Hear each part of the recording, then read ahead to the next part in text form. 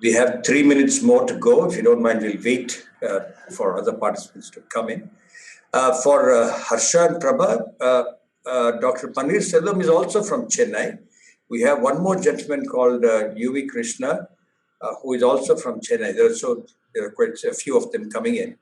We have three people from Hyderabad who have been regularly with us as members, and they've been saying, "Look, why don't you, next come to our city?" In fact, this morning we were talking to another very distinguished lady, Dr. Roshni Udyavar, in Bombay, and she's saying that, "Look, I'd like to see how we can take this there." The essence of all this, for instance, people like Sandeep have also been working on it for 7 or 8 years now, I think, since he returned to India. The essence is to see how we get citizens to do it and not simply wait for the government to do things. You have to unmute, Harsha, for us to hear you. Yeah. No, you have. Yeah, I'm just agreeing with you. I mean, sure. This has been our experience. Like this whole rainwater thing was started by Jayalalitha, 2002, 2003. Correct. And it was made mandatory. Yes. You know how mandatory things are, right? Absolutely. Nobody cares about anything that's mandatory, seat belts or helmets or whatever. So so that's how it was till that moment in 2018-19 when we had the drought, and and everyone said, "Oh, this is my wake-up call," and that's how it happened. So I think it has to come from the heart. It's just not. Yeah, sure. That's the battle. The longest distance in the world is 14 inches between the head and the heart, and it never works. But then,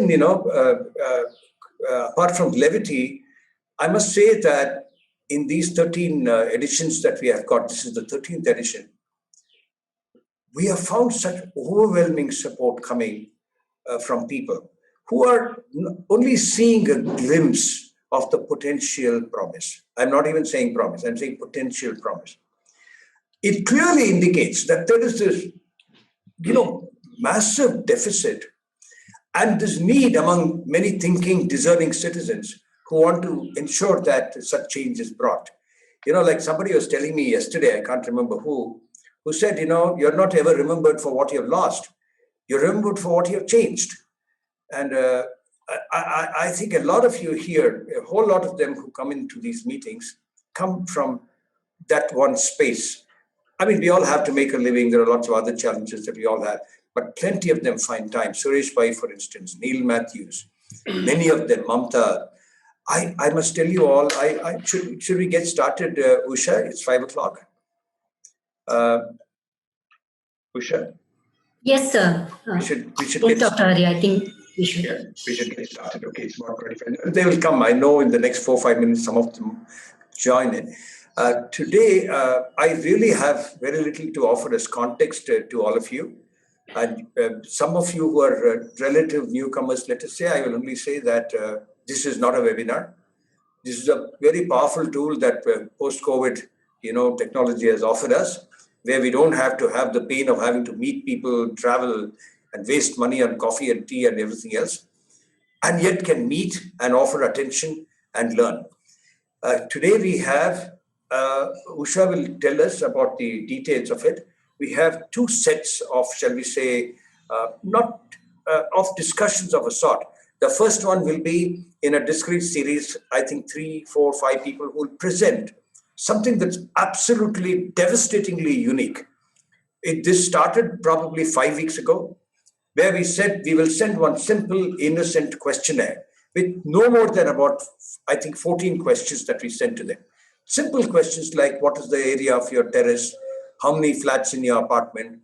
And, how many blocks do you have? And, do you have an STP and so on? Very, very innocent sets of questions. But what is important is, when we got the data response, people like Ganesh Shanbag and a whole set of champions, unsung people here, back at Dinbao, they sat together and evolved first an Excel dynamic sheet, moved it, thanks to Ganesh and Murli and others, into a Google Sheet dynamic. And from there, they're looking at how they will now bring a tech interface, which will instantly give you, on the basis of data, it'll give you a dashboard. And today's first 30 minutes or so, it's 5:02 now. Today's 30 minutes or so will be upon each of these people, as shall we call them, if you like, respondents or leaders from their apartments, who have received this dashboard. So we told ourselves we will ask them to present what that dashboard has told them or what they divined from it. Over to you, Usha. Yes, I call this dashboard a power-packed dashboard that has been put together by Dr. Hari and his team.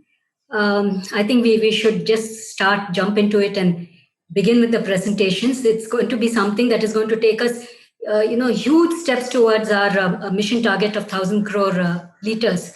Our scoreboard has already started ticking. It's very happy to know. I'm very happy to note that. And the numbers have to increase over there. And this is one big way in which we are going to be doing it. I find that Mr. Kamal Kumar has joined us.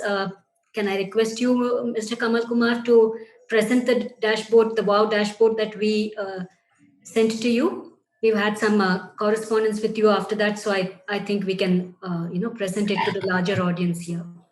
Sure. Yeah. Hi, Usha. Thanks. I'll just open it and share it. Yeah. Who will share the screen? Will it be Faiza or Kamal himself? Faiza, can you help us? I can also share. It's open. Quickly, if you can share, it'll help Kamal so that he can speak while you share. Sure. Yeah.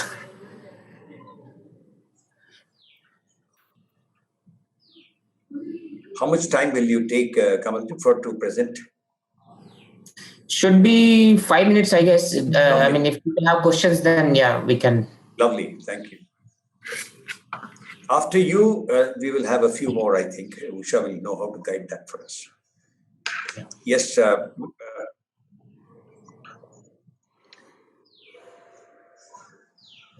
there we are. We can see it, Faiza. Yeah, so we can scroll down. So this is the basically for I think rest of the folks. This is the PDF I got after I gave inputs on our apartment, the number of apartments that we have, the size, and so on. Whether we have rainwater harvesting or not, what aspects are we already kind of doing in the apartment in terms of water saving. After taking all those inputs, the WOW team came back with this dashboard, and the summary is pretty good. It just gives you a very high level overview of where we stand in terms of our consumption as well as our requirements and what all we are doing, which is helping us how much savings in the overall water. So the first table here shows our current water consumption. Now, this is, of course, based on, I think, WOW team's calculation on their understanding of how many, say, we have about 180 flats in the apartment. So they must have taken some average and then come up with their, the actual consumption is different. Due to COVID reasons, many people are not there. So, I mean, that anyway is fluctuating. But this is what a standard consumption for our size of apartment is. So per day water consumption, it's called discharge, but I guess it's consumption, about 1 lakh liters every day. And per annum is about 398.58 lakh liters. And then we already have rainwater harvesting, and we also use STP water. Fortunately, our builder itself had created a separate pipeline for reusing the STP water into the flush tanks. So all our flush happens with the reused recycled water.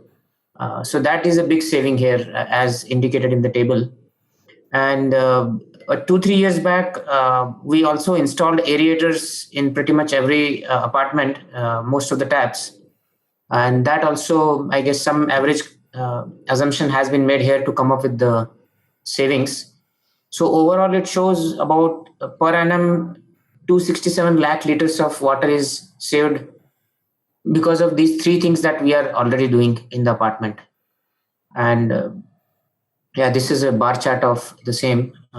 Just shows that reusing STP water is a big savior actually. Otherwise, a lot of Kaveri water will just go down the flush literally if we don't reuse the recycled water.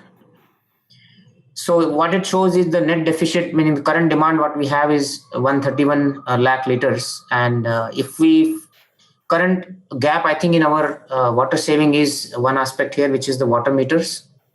I mean, we are hearing for the last couple of years, and it's our strong desire also to eventually get on to that. Many apartments nearby, we have heard real stories where they have had 20%, 25% savings in water just by installing the water meters. In fact, one of our neighboring apartments, Blue Sky here, I don't know if there are representatives from there, they were having a huge water bill every month and they did not know that whether it's actual or not. Once one of the representatives just checked with me on what is our average water consumption, and I told him that per family it's about 400 to 450 liters per day. And they were quite surprised because they were seeing more than 1,000 liters per day per family. So along the way, they got into installing the water meters, and then they figured that the consumption is actually less, but somewhere there is a leakage underneath in the apartment before it kind of enters into the homes. So after the meter, there is some leakage in the ground itself. So once they identified and fixed it, their water bill came down to 1/3, and no exaggeration there. So they were actually paying 3 times more than what they were consuming just because of some leakage. Installing the water meters actually located that, and it helped them. Of course, even if leakage is not there, what we are hearing is many families then do get conscious about their consumption because it just shows up in the charts that they are probably overshooting their average budget. So I think that is one thing that is showing as a gap in our apartment. In the past, we had evaluated just by the design, how the plumbing is done. That time it was felt that it's not feasible that easily. But of late, we are hearing there are more and more solutions coming. So hopefully in future, we will get onto that also and save further on the waterfront. And yeah, we can slide down maybe. So savings from the water meters is additional about 39.8 lakh liters per annum, which is again very significant. And once we do all that, our consumption will come down to actually 91 lakh liters per year, which is significant reduction overall from not having any of these saving techniques. So I think if we see the first table, which shows the total consumption without any of the STP and all, this is probably, I think, 1/3 or 1/4 of. So each apartment with these 3-4 knobs can go down to 1/3 or 1/4 of water requirement. And of course, the associated energy saving, which is there to pump water from far away to here, and our own motors pumping water everywhere, there is a significant additional, I think, overall impact on the environment, positive impact by adopting some of these techniques.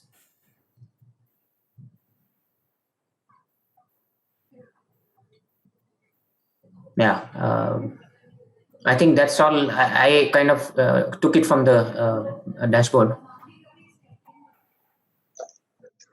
Wonderful. Thank you so much. You know, what is really nice is that you are a non-specialist. I mean, you are not from this area of water or solutions and so on.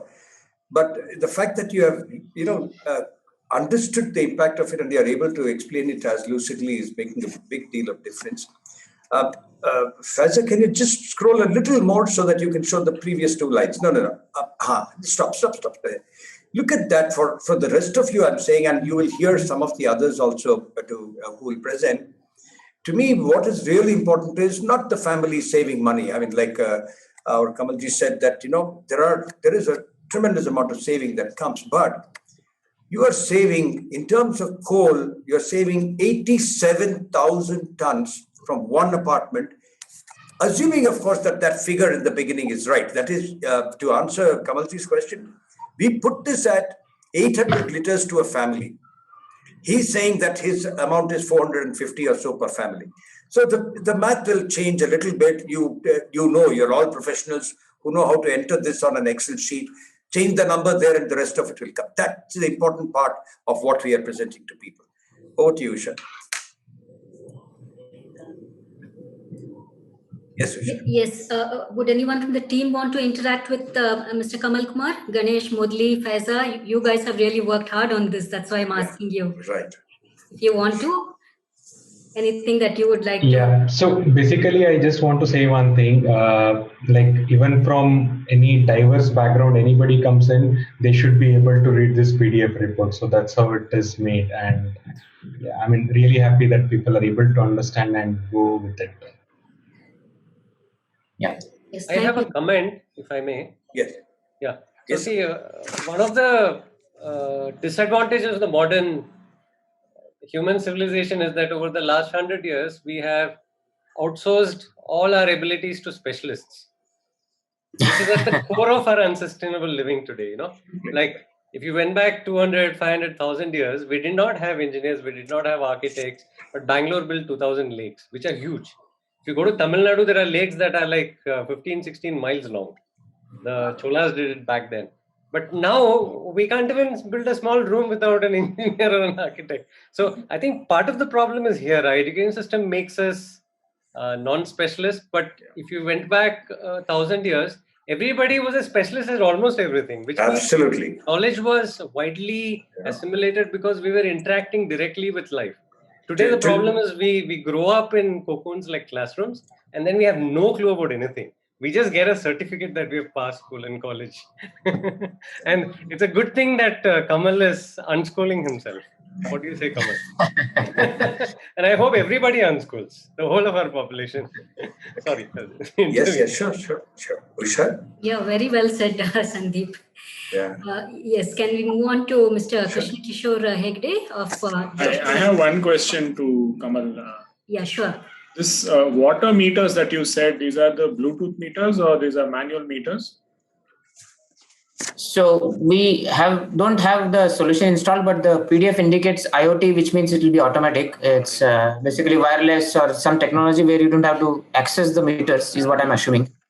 Kamal, the clarification is this. You talked about the neighboring family of Blue Sky Apartments, and you said that they had fixed some meters and it dropped by 70%. That is the question Harsha is asking. Oh, okay. I was thinking you're asking about our apartment. So the neighboring apartment had the regular normal meters. The apartment is small actually. It's about 20 units only. So it was easy for them to just go with the regular. There you are. Okay. Yeah. That clarifies. Yeah. Back to you, Usha. Yes, Mr. Kishore, Krishna Kishore, can you present your the dashboard?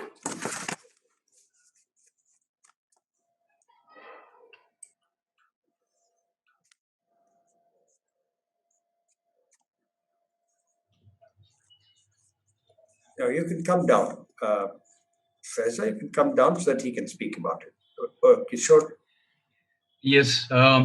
Okay. Now, just to give an idea about what we have done here, frankly speaking, I haven't gone much into details of these numbers.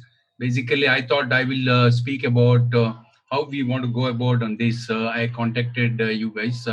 So I got, the details which, I'm totally not prepared to present this case. Okay. But anyway, I would like to talk what I want to talk about, just to tell something about me. I am also actively involved in, similar projects, not exactly on waterfront, but on saving the nature. I'm part of Milk Charitable Trust, which is in existence for last 30 years in Bangalore. And we have been, working on social projects basically to help children who do not have, the parental support. They're not orphans. But anyway, over the period, over the years, we thought that this is not enough. We need to do something more than that, basically. And then our mentor, Aparesh, he came out with an idea of NRI. It's called New Revolution of India. The revolution is required. And we thought we have chapters all over India, particularly cities like Mumbai, Delhi, and Kolkata, and Chennai. So a membership of more than 2,000 in our chapter. So we started an activity of NRI, and for Bangalore, we have two projects called Women Empowerment and Nature Care. Okay. So nature care is something which I've been driving, basically to see that things are better and we save the nature. And then I happened to get in touch with you people some time back, and this is where I am interested.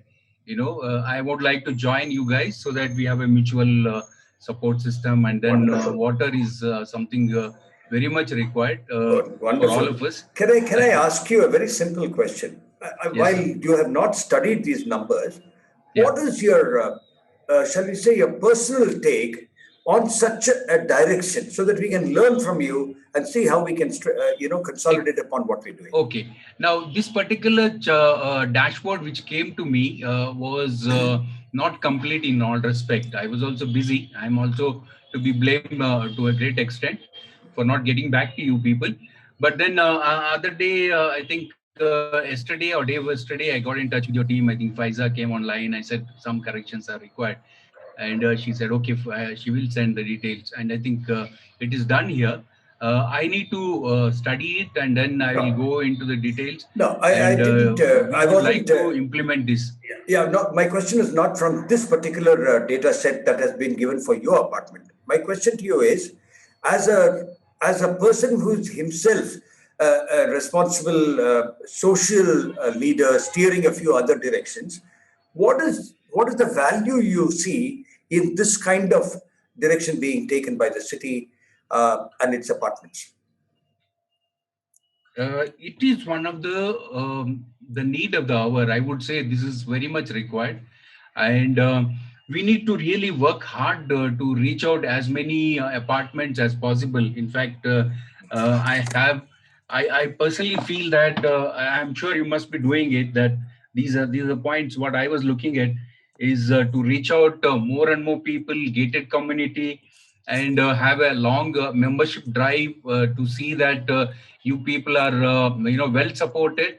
And I can see a few names only. It should be, in fact, a long list of names supporting you people, because this is not a small activity. It's a very, very big activity, and it's a great activity.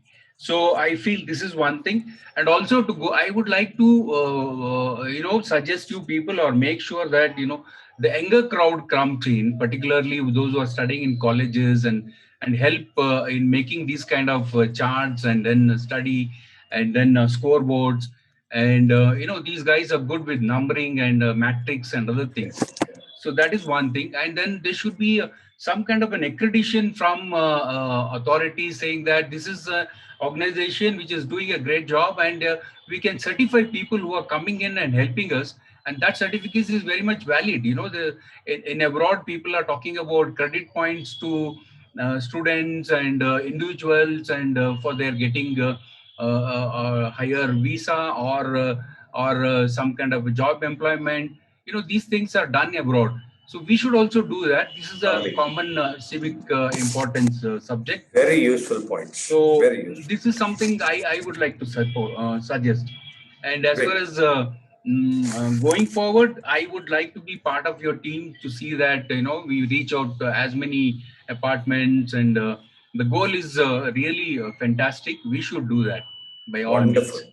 Thank you so much for reiterating that you will pledge your support for the movement. Back to you, Usha. We have some more people, I think, who want to talk. Yes. I don't know whether Ravi Nagarajan has joined. He's there, very much there. Ravi is here.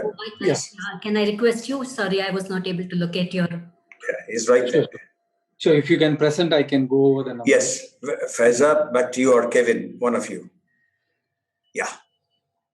Okay, at the outset, thank you for the WOW team for reaching out to us. So I was referred to you through Ravi Karnad, who is my neighbor. So I'll give a background on the community. This is a villa community of 28 houses, and we have about 4 acres, and the houses are spread apart. And one of the primary concerns for us is the running maintenance cost with the electricity, water, and security, and so on. So I think definitely this is one of the things that are high in our agenda items. And when we get to your suggested, some of the enhancements that you've suggested, I have a few questions. but I think probably the calculation has taken into consideration around 600 liters per household. We are probably 400 liters over that. So maybe 1,000 liters is what I feel we are on a day-to-day we are consuming. So we have a in-house sewage treatment plant, and we treat the water and primarily use it for our gardens. Given the vast open areas that we have, there are plenty of greenery within this small community, and we use this water mostly to for cleaning purposes and for gardening. We do not have the connection to the toilets of the treated water. Okay. So on the current savings, we have a rainwater harvesting. So we did 3 to 4 pits, which are about 30 to 35 feet below the ground level, and maybe 5 to 6 feet of diameter, if I'm not wrong. And those we have it located at strategically locations or strategically chosen locations to ensure that the run of water actually smoothly enter into the pits. So what we have seen is typically in a rain with 30 minutes, those pits get filled up, and the next day, morning or afternoon, they mostly start drying out. And so basically the water does get into the groundwater system. So that is something that we have been able to achieve in the last couple of years. And yeah, if you can just scroll down, the terrace rainwater harvesting, luckily our builder, what they did is all the terrace open areas, we have 3 or 4 terraces depending on the type of the villa, and each of these the water gets into every household in the front yard. They have a small pit, and which has about 30 or 35 feet shaft length of the shaft. The diameter of the shaft maybe 5 to 8 inches, and so the water just definitely gets into this pit, and overflow water gets into the rest of the rainwater pits that we have. So we are able to, at least if you consider 28 villas, each of the villas have this pit, and the runoff water from this get into the RWH pits, and some do exit our community onto the nearby lake. Okay. So the STP is taken care of. I do not know what HGW is. Health grade water. Never mind. Doesn't matter. We'll come to it. Okay. Okay. So the aerators are all the kitchen and the utility taps have aerators. We did it for each of the villas about 2-3 years ago. Sure. And on the smart metering, unfortunately, this was constructed in 2004 to 2006 time frame, and the water pipes that come into this each of the homes are there is not a single point where you can install the water meter. That has been a major concern for us.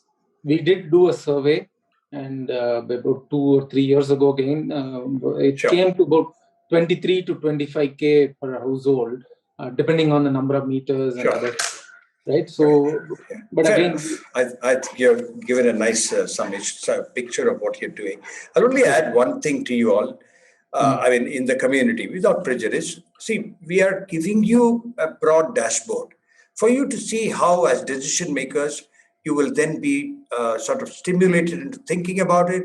And as our, action group chairman, Suresh Pai said, one of these days, he said, look, when I have something like this, I decide the community has only X amount of money, so we will only take something which is, feasible at that point in time. One request to you, while we will, offline discuss with you, and I'm sure these champions will help you to, understand and take the right decision.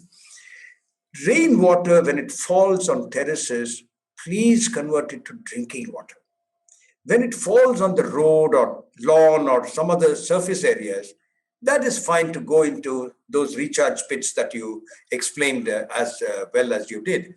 So the other is, when you talk of, like you rightly said, in a gated enclave like that, typically you'll tend to spend about 1,000 liters a day.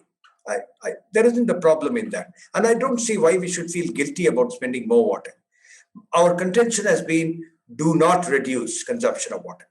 Please spend as much as you want, not a problem. But ensure that we bring in approaches to see that, like Kishore said earlier, that we don't waste too much Kaveri water or precious fresh water and put it down the drain again. Which means for you, I'll say, my last sentence, if you have 1,000 liters to a person, to a home, 28 villas, 28,000 liters, my mental math tells me that it's about 1 crore liters a year, roughly. It could be 1 crore, 2 lakh or whatever. 1 crore liters, trust me on this, that terrace water itself will give you 15 lakh liters at the very minimum. There are many champions here in this group today who are implementers of such rainwater solution. The other part, what you put into those recharge wells, there are ways of drawing from it in a way that they can also become part of whatever that you need to use. And that will give you another at least 10% of or 10 lakh liters of the 1 crore. Then there are various other solutions. I will leave the rest of it for you to think about. What is your take? My last question to you. What is your take on the dashboard itself? Is it something that helps your community? It definitely helps. Yes. What would you want us to do to better it? I think definitely gives us a picture of where we stand. Although these numbers, as you said, like it's the next to them are zero for terrace rainwater harvesting. I agree with you that we can do more, Mr. Hariharan. I think I was part of the management committee at Shobha Iris. There is another apartment in Outer Ring Road, on the Outer Ring Road. We did implement for, there are 6 blocks, and we did use it for drinking water. Luckily, the builder had some provisions like to start with, and we built on top of it. So there were separate rainwater sumps that were given, and it was just a matter of kind of doing the plumbing connections to it. Yeah, we will definitely, good suggestion. We'll consider that. I think the water meter is another like a delicate point.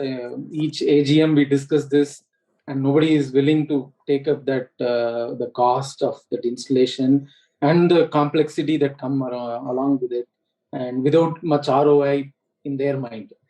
So talk to them. I will tell you this without being impolite. It's class 8 mathematics for anybody to know. You know that you're spending about 120 rupees per 1,000 liters.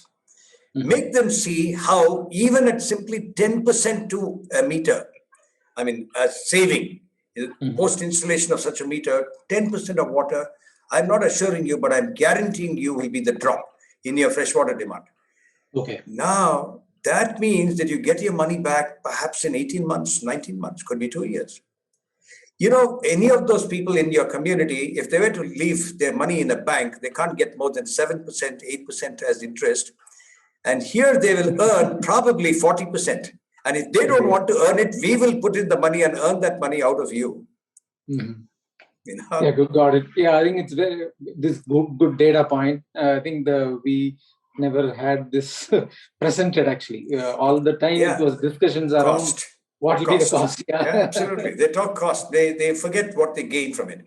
Over to you, Usha. Thank you so much, Ravi, for giving us time and presenting. Thank you. Yeah. Yes, I think with that we can move on to the second part of our meeting. Okay. Nice.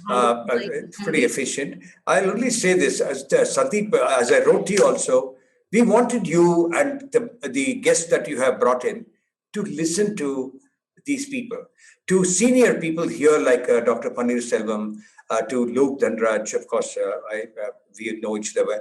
He's done some very good work. Sitapati Rao from Hyderabad. Mr. Rao has been doing work for the last 20, 25 years.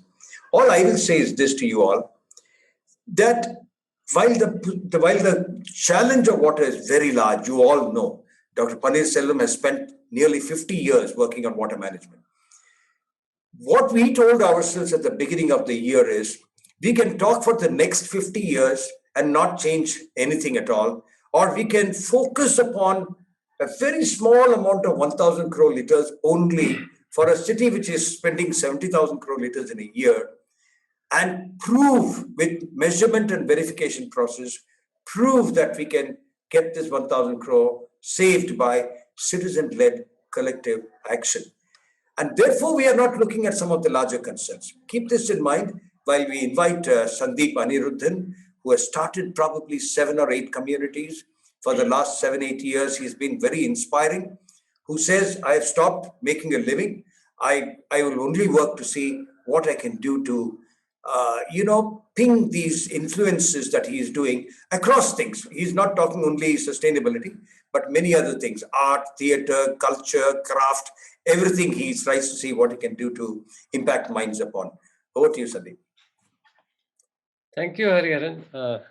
And congratulations to the World of Water team. You're doing a splendid job. It's a wonderful. You're doing a wow job. Yeah, it's a wow job. A wow job of inspiration. Yes. So the theme that you handed out to me is how these changes can be influenced through communities, especially the water theme, right? So just to share, my core areas of work in the last few years are in one is sustainability, sustainable living, and the challenge that I'm addressing is how to make people understand the life cycle impact of every single choice they make throughout their day and night. If we can understand each of our choices in terms of its life cycle impact, I think we will choose all the right decisions. We'll make all the right choices, and I think that everything else will set itself right. But since, as I earlier also dwelt on how we have evolved into a civilization that thinks it knows a lot and actually it knows nothing, so we outsource all our intelligence to specialists. Specialists are driven by profit motive. Therefore, only things that make profit get implemented. Nothing else does. While about the 99% of the population will do sensible things if it makes them money. Otherwise, they won't bother. In the sense, if it is on a job, an engineer will do wonderful things.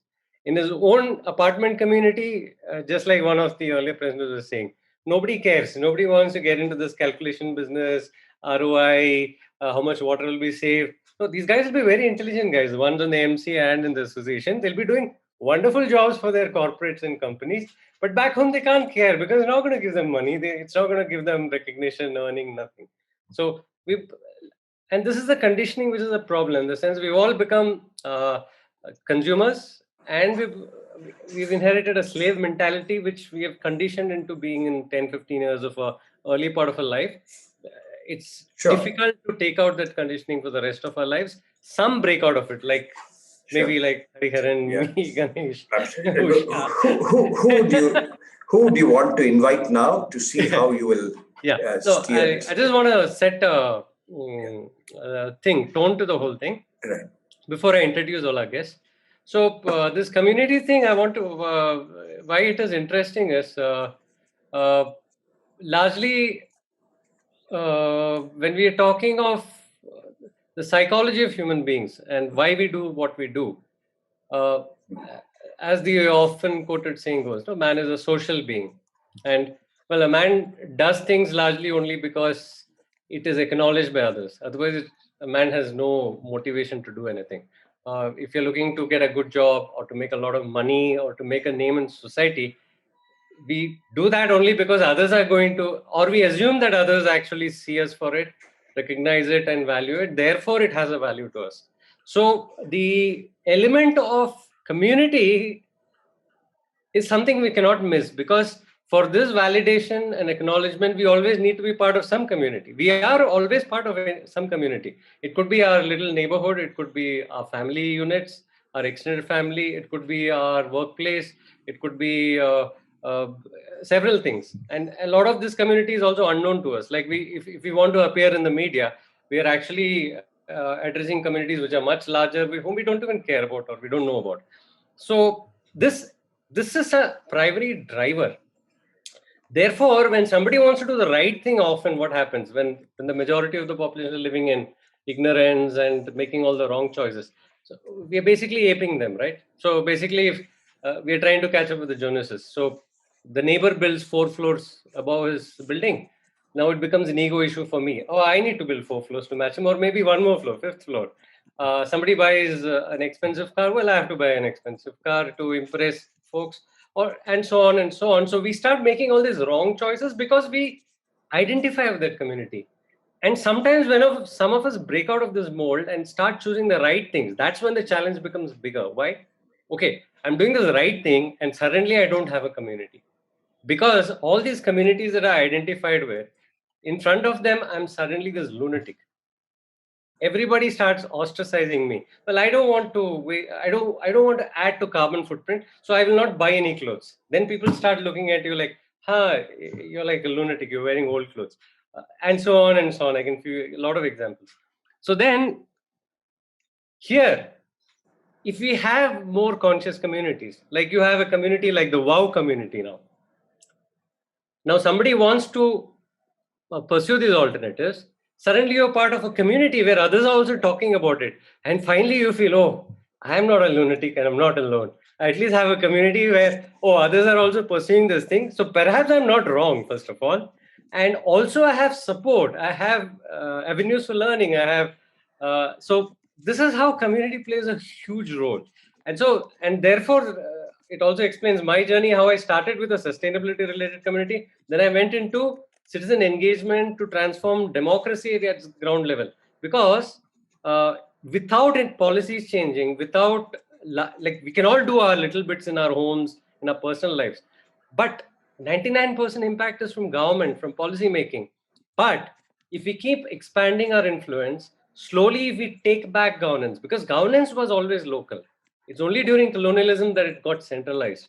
We have to take back local governance. There are shifts happening in legislation like 73rd, 74th Amendment. And this change is going to expand more and more. And we small communities at our local levels are going to be the change makers.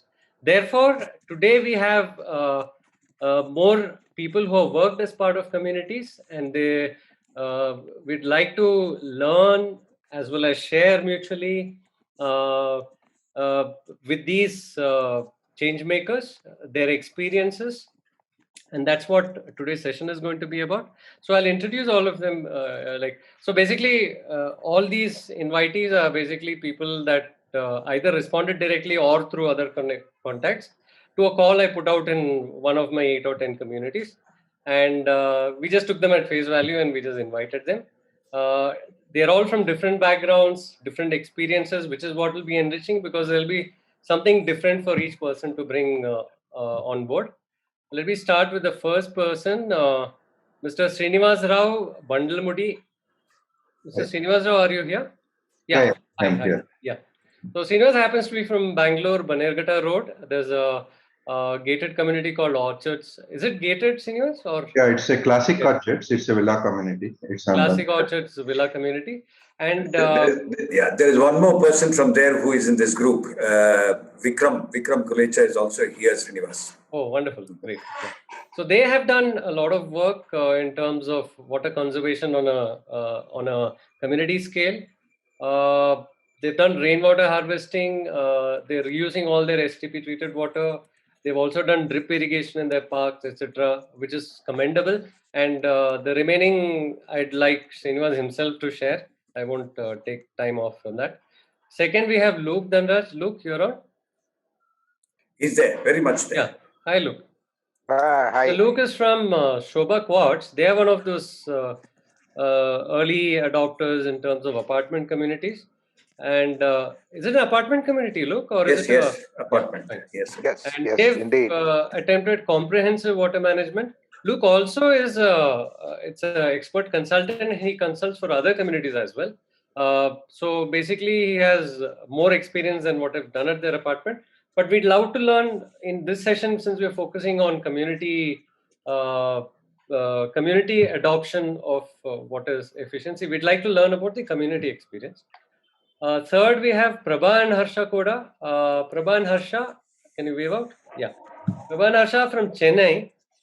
They are part of a federation of OMR Residents Association. I'm assuming it's a geography in Chennai. I'm not very familiar. So they have been instrumental in ground recharge, direct rainwater, STP water, reuse of flush and garden, and save water initiatives in multiple communities. I'm assuming in either in FORRA or other communities as well. I like this federation has like a claim that they save 4 million liters of water for every hour of rain. So that's a nice figure that they've evaluated. I'm sure they'll be able to share more on their own. Fourth, we have Prasanna Vainithya. Mr. Prasanna, are you around? Yeah. Hello, Mr. Prasanna. So Mr. Prasanna is a returnee NRI. He's deserted the Australian shores to come back to India. He's presently active with the water initiatives of Bangalore Apartment Federation. So here is an example of a community that's working on a city scale. So that's why I'm very happy there's so much diversity today in participants. So BAF is very active in the apartment communities of Bangalore, representing a lot of the common interests of apartments. And they have various initiatives in various efficiencies and stuff like that. One of them is water. So they are encouraging their member apartments to take up water initiatives like, water saving, water efficiency, and etc. and reuse, etc. So I'm sure Prasanna will share more. And finally, we have Kalpana Ramesh. Kalpana, are you there? Yes. Yeah, Kalpana Ramesh, hi. Kalpana is actually a Bangalorean who's deserted Bangalore for Hyderabad.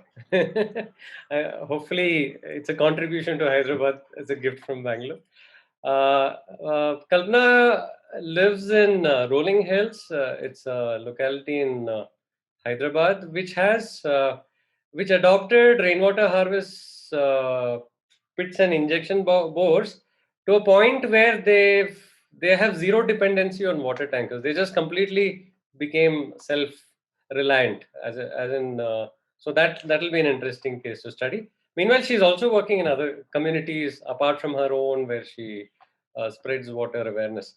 Just before we start with all of you, I'd like to share a small experience on how community decision making works. In my own apartment where I live, I don't involve much because a lot of oldies who manage our management committee. And so when it comes to water or anything else, the decision making is very skewed. I remember this year,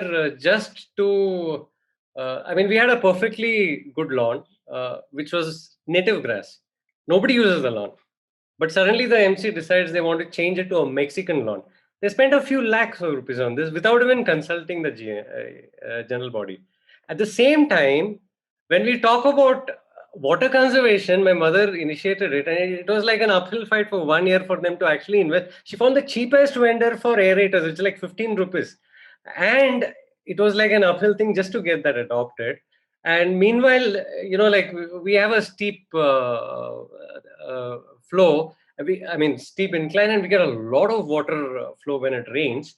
And our rainwater pits just overflow. We finally, the MC decided to connect all these pipes back into the collection tank, the sump, and reuse it for our regular use.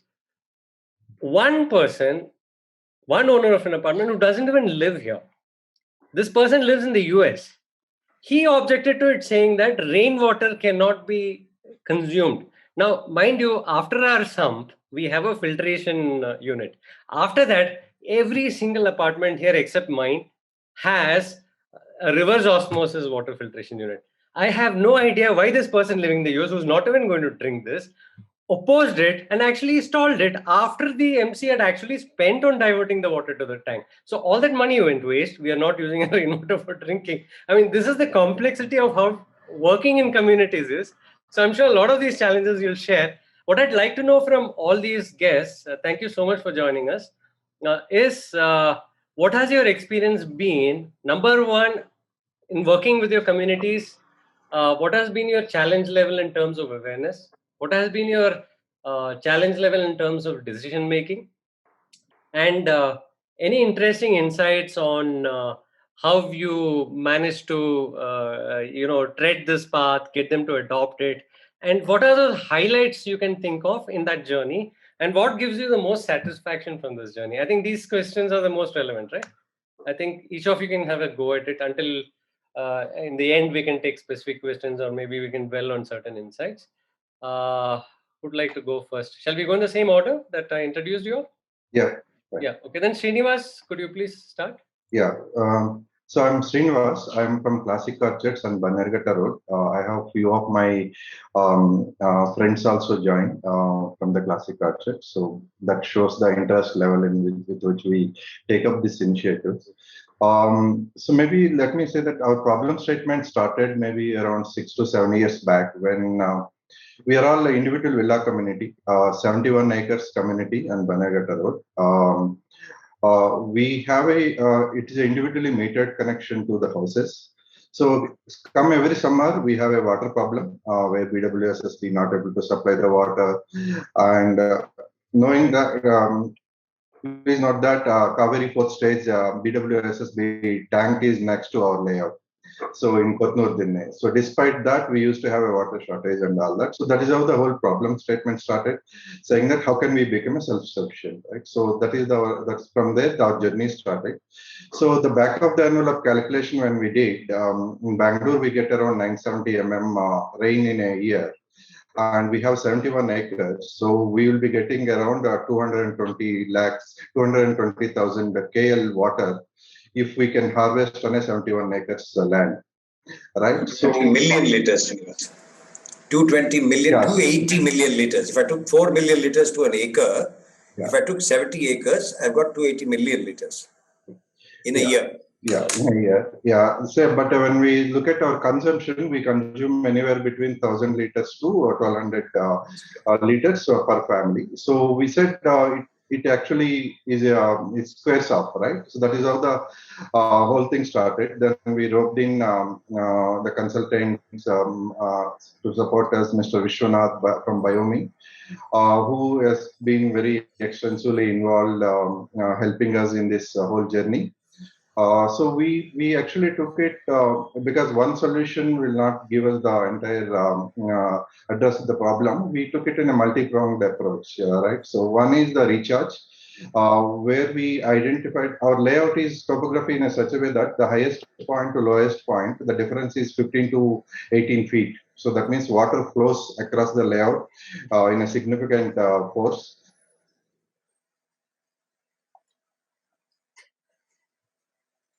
We lost you there. Srinivas, you're not audible. No, his network has failed him. And then, so we lost you for a bit. Yeah. Sorry. Yes, sir. Is it better now? Yes. Okay. So in addition to that, we also have 3 large wells. When the layout was formed, there are farm wells that are existing. So what we have done is we recharge these wells, huge wells, 40 feet, 50 feet wells, which we removed 100 trucks of silt from the wells and use that silt for the parts. But that has actually helped us in storing a lot of water. All this drain water from the drains, we directed the rainwater to these wells. So that is another option we have chosen. Thereby, when we started 6 years back, when we dig the wells, it used to be 25 feet to 30 feet where you can get the water. So today, if we start digging a wells, in majority of the layout, we will be getting the water at 10 to 15 feet. Oh, wow. So that is that we can see the results immediately, because this summer we try to dig the wells and we are seeing that 10 to 15 feet itself water is coming out. Of course, that started giving some problems for when we do a foundation work for new houses and all. That is a smaller issue to overcome compared to what we achieve, right? So then the second thing is what we did is a reuse. So we have STP, which processes 1 lakh liter of grey water per day. So we completely started storing it. Previously, we used to let it out on the open drains after recycling it. So we said not even a small drop of water should go out of our layout, right? So we started storing this in the multiple tanks, and we also started supplying this to all the houses. And we have 8 acres plus open areas that where we have a native lawns and trees and all there, which we are using it. So today, not even a single drop of recycled water goes out of our layout. And in fact, we supply to the bulk to the BWSSB. We supply on average 40,000 liters per day to BWSSB for construction purpose. So we achieved that break even, and then the recycle, that is where some of this entire gray water, we don't give it to the BWSSB. We recycle ourselves, and we use it for the clubhouse trees and all that. A lot of banana plantation is there where we use it. And the next, as I said, restoration is another thing that we took it up. As I said, we have 3 wells. Out of that, one of them is very huge well. So where we restored the well, and it came in the multiple medias as well, the Hindu and BBC and multiple, because we took out almost 100 trucks of silt from there, and we completely restored it. It is a 100 years old well, so we completely restored it. It is active well. Even during the summer, also water completely recharges. Even if you pump out 3-4 feet of water, it recharges overnight. So that's a kind of a live well that we are able to restore it. And the last initiative that I can talk about from the community is the rethink and reduce the consumption, right? So despite having a plenty of recycled water, we thought it is important that we make use of the technology and the opportunities we have.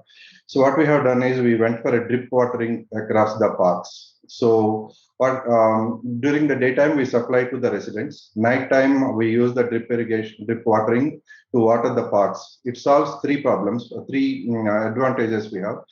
It is completely automated. 2, when you water in the night time, so the water, you don't need to use much water. The plants will absorb water in the night time, and they will be more healthy. And third one is the daytime parks are available. You will not be watering when the kids are playing and all that. So that way, these are all practical advantages that we said. We completely went for a drip irrigation for the parks watering and all that. So these are the 5, I can say that approaches we have taken rather than relying on the one approach, basically recharge and reuse and recycle and restore it and reduce the water consumption. Just to conclude, with 70 acres of space, did it ever occur to you that you could also have a lake? Yeah, so if you see, our wells are like lakes actually. As I said, 40 to 50 feet dia of the wells. It's a huge wells actually. So during the summer also, you'll see the plenty of water. Fantastic. And the residents bring tortoise, fish and all and come and live in those wells actually. Wow, amazing. Amazing. This is a wonderful case. Okay, now what was your journey like? Did your community, all of you commonly adopt this, or did you have challenges convincing people? How was your journey? So luckily for us, so there is not much resistance for any of these initiatives. In fact, our community has been very encouraging, and we have some of the residents like the Chokkalingam and all who don't have even BWSSB connection. They are completely self-sufficient from a KEB, from BWSSB.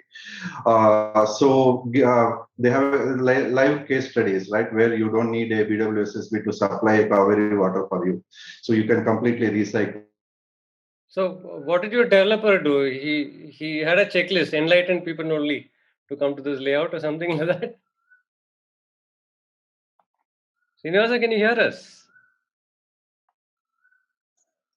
I think we've lost him again. Yeah, he has a network problem. You can move on. Probably he'll come back to Yeah, we can probably. Chokkalingam, Srinivasa, you're back? Yeah, sorry. I think I lost. No, how did you get so lucky? I was wondering that you have an enlightened community members. Yeah, Mr. Chokkalingam is also here in the call. So I know Chokkalingam pretty well. Yeah, so he's a living example of how the micro level you can be a self-sufficient from a water and power and all.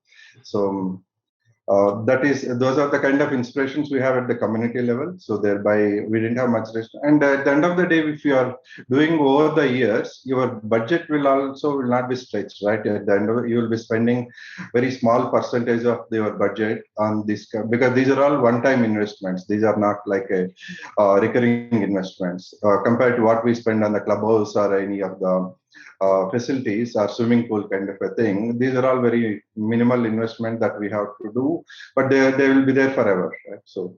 And I'm glad your community thought so, because I've seen communities behave very rational at times. Yeah. But we'll go over the other cases and let's. Yeah, just to close this thing. So we also recognized in multiple forums. So one is BWSSB has personally came to the layout and give the Jalamitra Award. Mm-hmm. And then BPAC awards at the rainwater harvesting initiatives and all at the Bangalore level. So I just thought I'll just conclude. Fantastic. Thank you for this opportunity. Thank you. Luke, would you like to share your experience at Shobha Quartz? So, Luke, you'll have to unmute yourself. Luke Dhanraj, yeah. Yeah, I'm unmuted. You don't hear me? Yes, now we can hear you. Okay, fine. Yeah. Well, in Shobha Quartz, we have had very good experience. Back in 2014-15, I was president for about 3.5 years at that time. I was able to get a lot of projects through, particularly for water conservation and water reuse.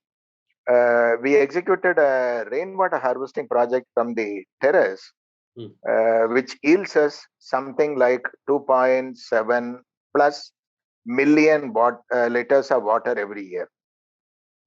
And that water, like Hari suggested, yes, we use it for drinking purposes. It's used for domestic use, and we are very happy with that. And I would like to reiterate that terrace water, if the terrace is maintained clean, it is good water. And all that one needs to do with that water is filter it through the pressure sand filter and activated carbon filter. That is any case already there in your water treatment plants, which most of us have. It works very well. And that water is, we all know that rainwater is the purest form of water that is available to man on earth. And apart from that, we have executed a large number of projects. In 2014 itself, we introduced aerators. Those days, aerators were very expensive, but then imported German aerators we used. And we installed in every tap, every house, including shower. So we ended up saving quite a lot of water. I would like to say the savings on this measure could be about 10 to 20%, depending on apartment complexes and their usage. And we also took very positive measures towards reusing water. To say the most important thing in managing water is utilizing our water, whatever resources it be, water fully. So as I said, water from terrace is fully utilized. That gets priority for use. In fact, if we are going to have rains, by reasonable expectations, if we know that we are going to have rains, we close the Kaveri valve and ensure that all our rainwater comes into our sumps.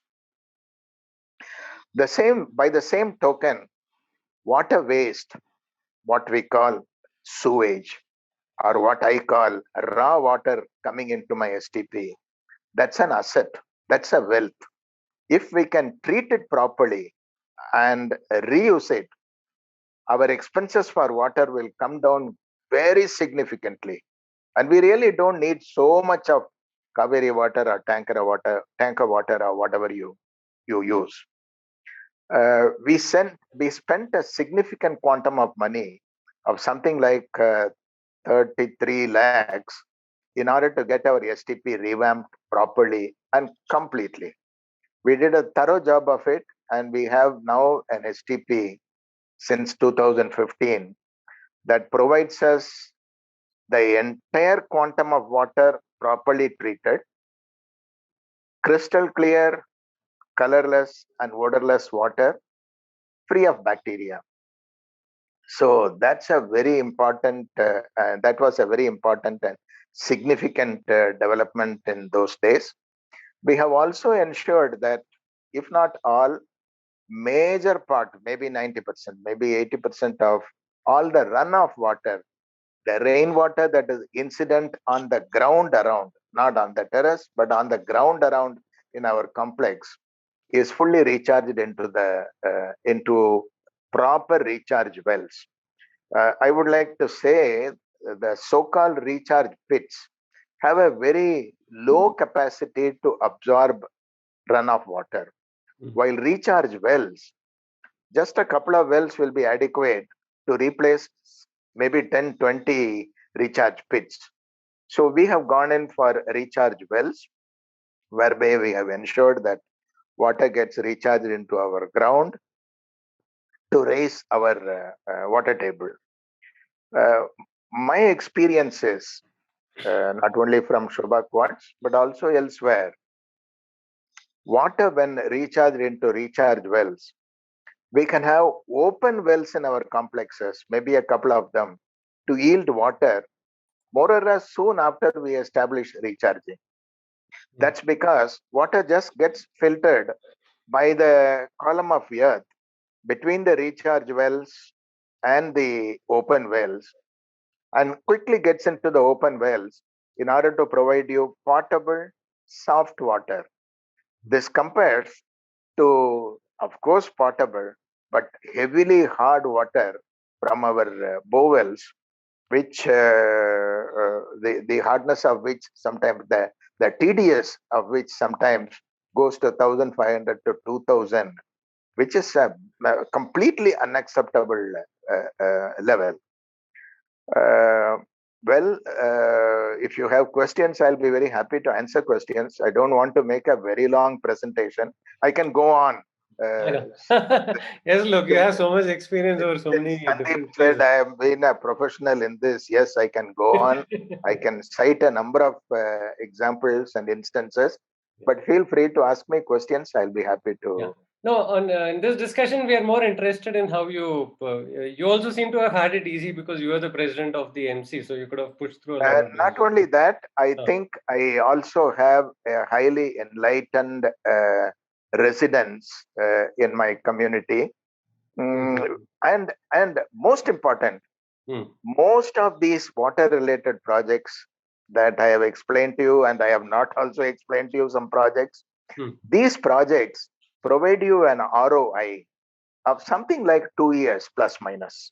I think Hari also mentioned it once a little while back. This ROI is highly attractive. Correct. Anybody who looks at an investment in proper perspective will have to but naturally accept an ROI of 2 or 3 or 1.5 or whatever it is. So my community readily consented to these with kind of budget outlays that I had, and I'm very happy I was able to. Rather, we were able to. It was not an individual's effort; it was a community's effort, and particularly the MC put in a lot of effort. So we were able to execute most of these projects very well, and we are very happy about it. Fantastic. We are reaping the benefits of it over these years, every year, year after year. Everything that we get from our terrace is absolutely free of cost, except for the expense of maintaining my terrace clean, and that costs about maybe 4 or 5 rupees per kiloliter. That's like you're talking of the labor charge, right? Of somebody going up and cleaning the terrace. Labor of our housekeeping staff going up and cleaning. That comes to 3 to 5 rupees in most instances per kiloliter. Whereas the kind of money you spend for buying water, if you are buying from a tanker, and it's probably 120 plus minus for a kiloliter. Correct. And about 30-35 rupees for Kaveri water. Correct. And almost equal sum to Kaveri water when you draw water from deep bore wells like 1,800 feet, Hmm. because you spend a lot of money for energy to run those motors to get the Exactly. water to your ground level. Also, you get inferior water as well. Absolutely. Yeah. So the Okay, cost my apart, question is this: since you said your STPs are working at high efficiency, you're getting very good water, clean water, everything.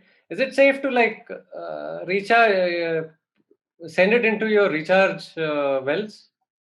no, not yet. Number Not one, yet. it's not allowed by the government. Hmm. Number two, No, technically, government aside, do you think it is safe? Because Singapore drinks recycled water. I mean, STP water. yeah, we need to reach there yet.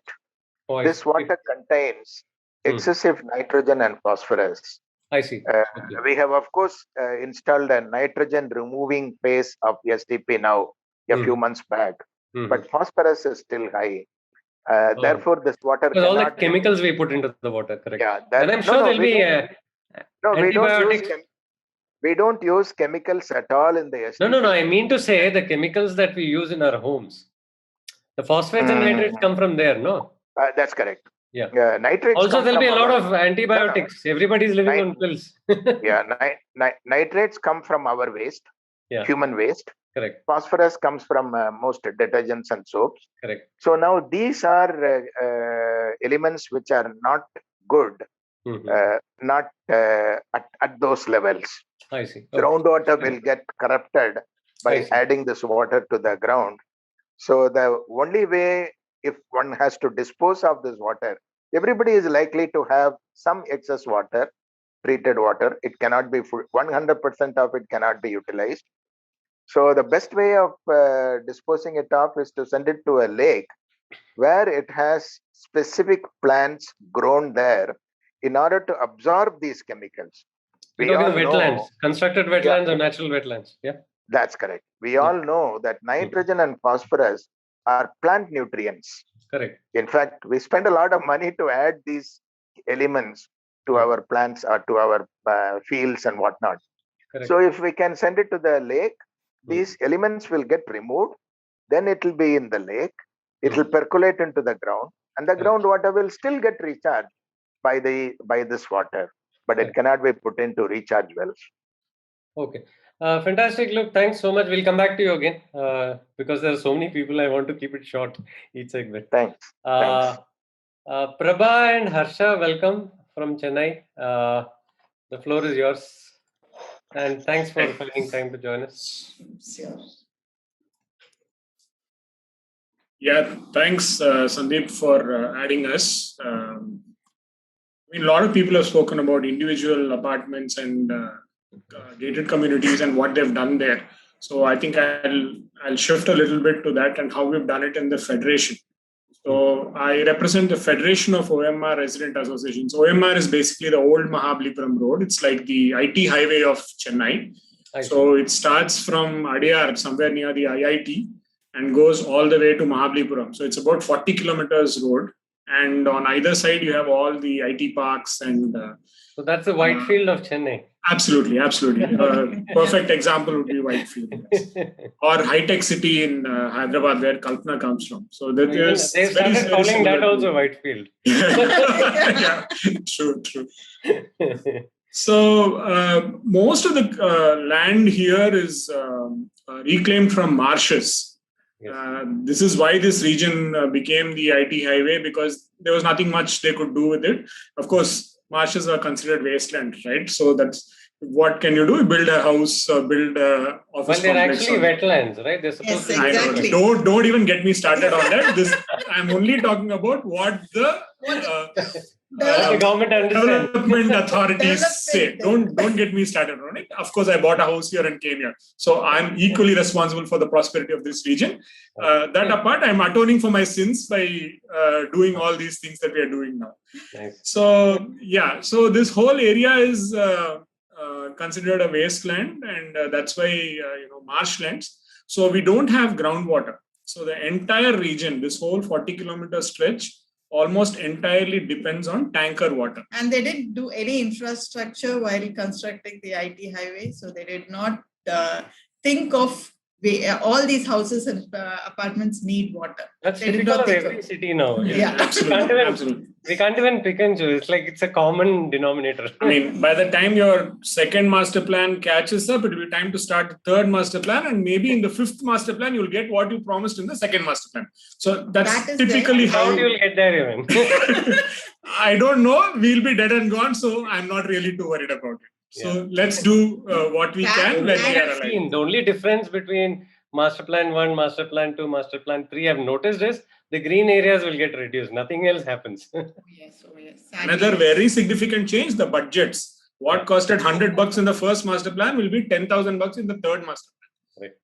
That's typically what. So, and also, coming to the people living in on the high T highway. I mean, most of us here would, especially coming from communities in Bangalore, you'll know that they think that if they take out their waste and water comes in the tap, that's all. They throw the waste to the next thing. That's it. Consumer mindset. Consumer mindset is very high in the IT highway here. And very high migrant population. So nobody belongs to this. No, what we call, Mandin Manidan. They don't belong to this land, so they don't think about it. It's somebody else's house. It's like living in a hotel. When we came here to live, this is what we found, and we took upon the task of converting this into, including waste project, composting, telling people didn't know the word composting. So from there we started, then recycling of water, everything. We went on to all this, and as people before us have spoken, we converted our apartment complex into recycling waste, recycling water usage, everything, all these we did, and then started expanding this. We gave our complex as an example. So basically, Tamil Nadu had the advantage that Jayalalitha passed a law sometime in the early 2000s saying that rainwater was mandatory. Rainwater harvesting was mandatory. Yeah, so it was mandatory, and since this was a 100% tanker-driven community where we got only water from tankers, we all had huge underground sumps, right? So 3 to 7 days was the holding capacity of the water. Every apartment had that. So that was a huge advantage for us when we started the rainwater harvesting thing. The only thing we had to do was connect the terraces to come and dump that water into the underground sumps. And people hadn't heard, when people talk about rainwater harvesting, mostly even today, they talk about recharging the groundwater. What we started here, because it's a clay, that's why we said it's a marshy, clayey soil, groundwater recharge is almost impossible. So all the water runs off into the sea. So in Chennai. So here we started usage of rainwater harvesting. You collect the rainwater and use it. It's like overflow goes into the soil. Try to put them into the soil where you live, so that you can eventually much later, you may be able to use it. You may not be. But the water that goes to the ground, it goes into the sea, is it? But is it because it runs off. Because the aquifer is very high, because it's clayey soil. The aquifer, you can't go more than 2 feet below because it's already got water. It's a marshland. Okay. So there's no penetration unless you go very deep, 30-40 feet. Of course, then you'll hit rock.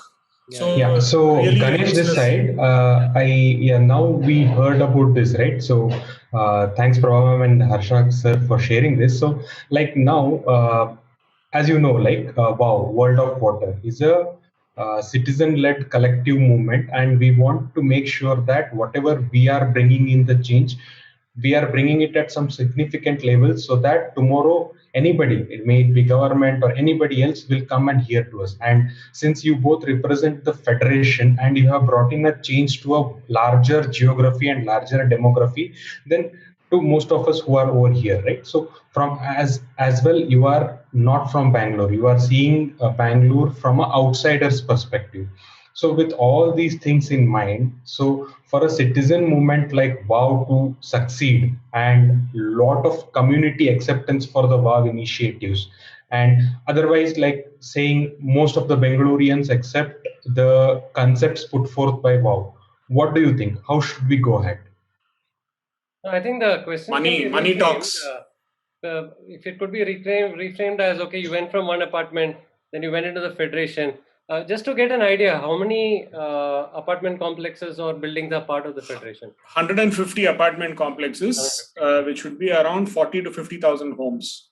Oh, okay, wonderful. So then, but when we did it, the problem which we faced with our EC or anybody when they first went to do a thing was nobody has done it before. Where's the example?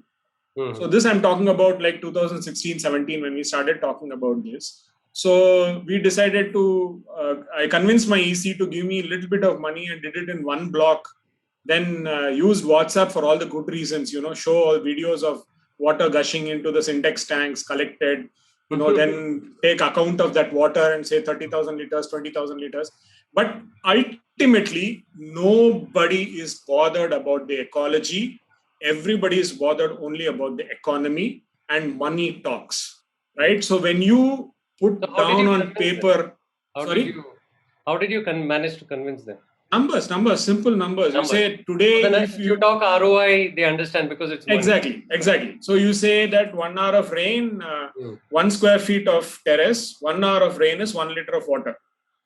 So we have 25,000 square feet of terrace, 25,000 liters of water can be saved with every 1 hour of rain. So it means that 2 tanker loads we don't have to buy, which means this much. It rains for this many days.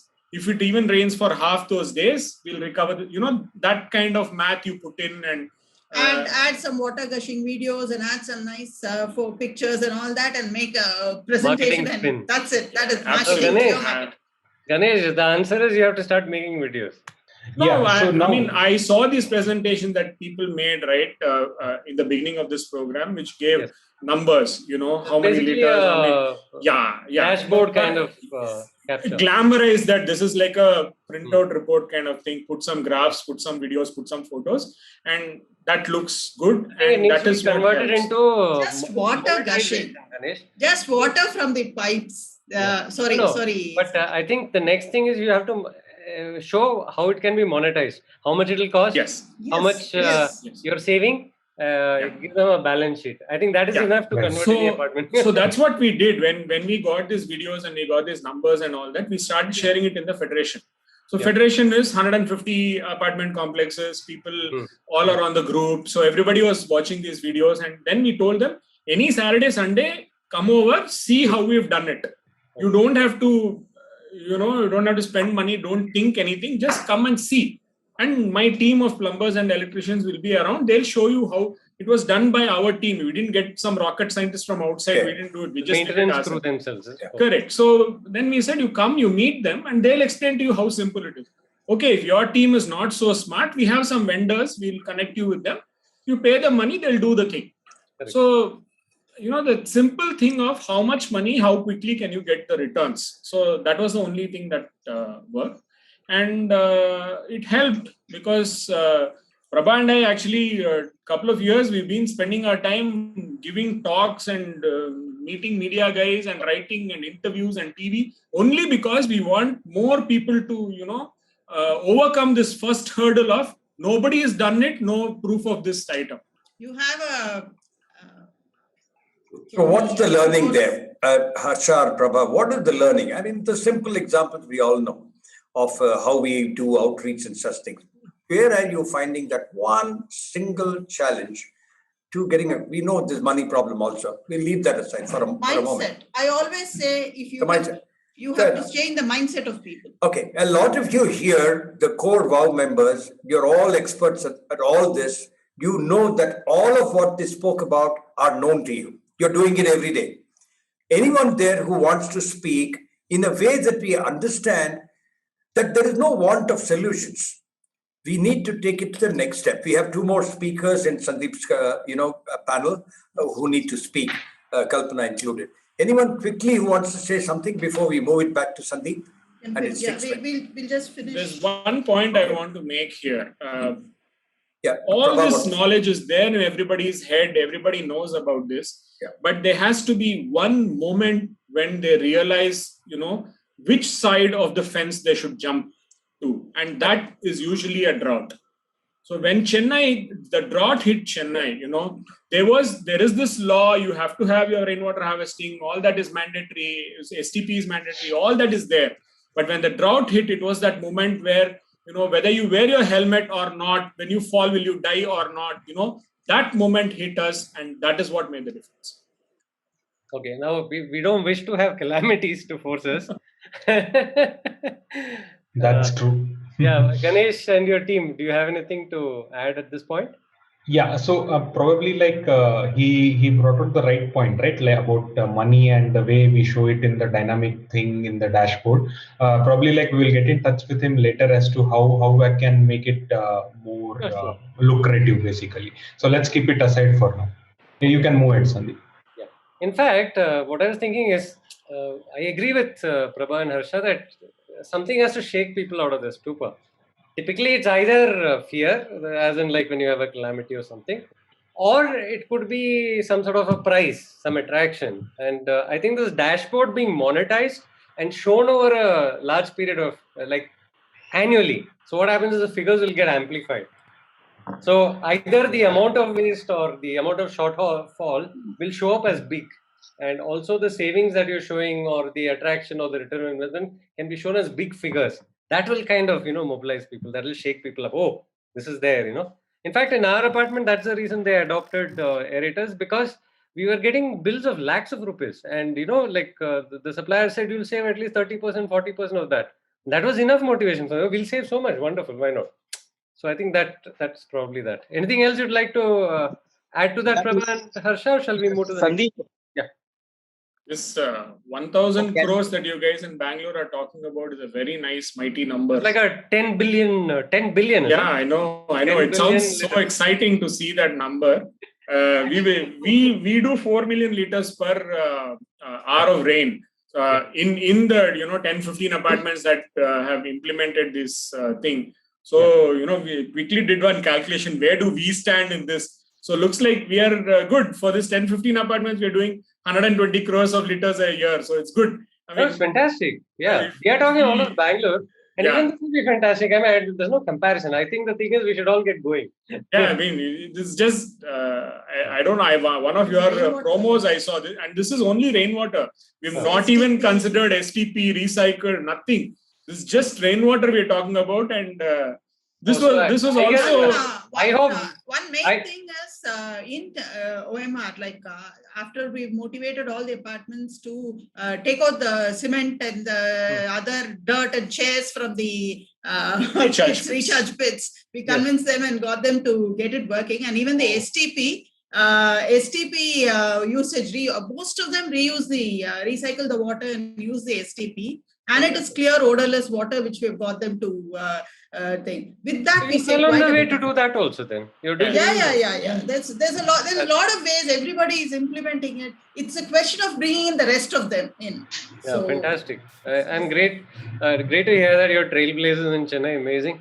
The Sanjay who's raised his hand. Sanjay, do you have a question or what is it? Would you like to wait? No, I just like to add. Can you hear me? Yes. Yeah. I just like to add what you mentioned is rewards and recognitions is something that everybody would like to, and also the returns on the ROI. Yeah. One suggestion that what I would, we can going forward, we can look is have one ward-wise representative and see what is the amount of water that is getting collected in particular ward and how much is getting conserved, and like somebody said, put that across as a deck ward-wise. So there is a kind of a competition or something like that, so that each one starts contributing and they start motivating other people in their respective wards. Ganesh, this is probably a suggestion for you. If you want to create a dashboard, ward-wise, so you get citizens involved in a different aspect in terms of governance also. So right. So in our last action group apartment meeting, in fact, we had a discussion of breaking the larger Bangalore into smaller wards. Yeah, I mean, we are on that. No, for all of you guests, let me also add this. In the first 3 months, starting January 9, when we had the first meeting, this is no webinar anyway, as you can see, to March 31, thanks to many of the champions who are here, we notched up certified savings with a measure and verification process of 29 crore liters. Harsha, did you hear that? 290 million liters, January, February, March, to probably April 5 or 6 or something like that. Second, we are ending June. Okay, at the end of that quarter, we gave commendation awards for people who had implemented. Let's say your apartment, for instance, has implemented, you have donated water. We made it into a water donor commendation award. Now, this end of June, I don't know the figures yet, and I don't think I should be prudent and put a number to it. People like Vijay Raja here who are working on it. I can tell you that between 3 action groups, we have got up to about 400 crore liters of commitment. Don't ask me whether it's June end or July end or August end. Right? Over to you back again. Well, there will be a fantastic thing for WOW to have a dashboard collecting this. Oh, we've reached this figure now. We have one, actually. It's called the WOW scoreboard. I mean, on your landing page, do you have it? No, we haven't put it in yet. That will be attractive to have it as a landing page. Sure. This is where we are. This is where we are going. And I think the word 10 billion sounds interesting. Yeah. Well, since Indians are used to crore, sorry, Sanjay, just 1 minute. We put this million. Go on, Sanjay. Yeah, just to add to that, I mean, see, we need to see what is happening is biggest problem with our country is the leakage that happens. So if you can know how much amount of cusecs of water is coming into a particular ward and how much is actually not reaching out and is getting leaked somewhere, I think we need to plug in the leakages first and then talk about Sanjay, in the WOW initiative, I think the focus is on citizen community initiatives. So you're talking largely in terms of governance. That's another story. Okay, sure. So yeah, I agree with you. It's a point. Like 50% of Kaveri water goes waste. Everybody knows, but that's beyond our control. Like no, what I mean is the public should make people wherever the leakages are happening has to be brought to the notice immediately and corrections have to be taken. Is what I mean. No, agreed. It's a known problem and it's a systemic solution and it's beyond us. This is why we are doing citizen initiatives. Sanjay Belwal, I must tell you that there is Dr. Paneer Selvam. I think he's still here. Yeah. He has made a very studied document, which is going in the next maybe 1 or 2 weeks after consulting with our WOW core members on non-revenue water. In Bangalore, we use this euphemism, non-revenue water for leakages. He's there. We are working on it. Over to you, Sandeep.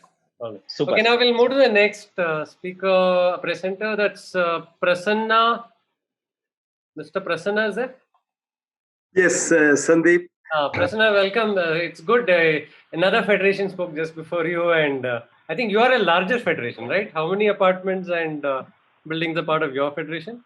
We have 982. Roughly double or triple, right? Yeah, it's a large number, and then there are those outside the members also who are taking cues from us. So it's a good number, Sandeep. I think you have about 2 or 3 water initiatives already running, right? Yeah.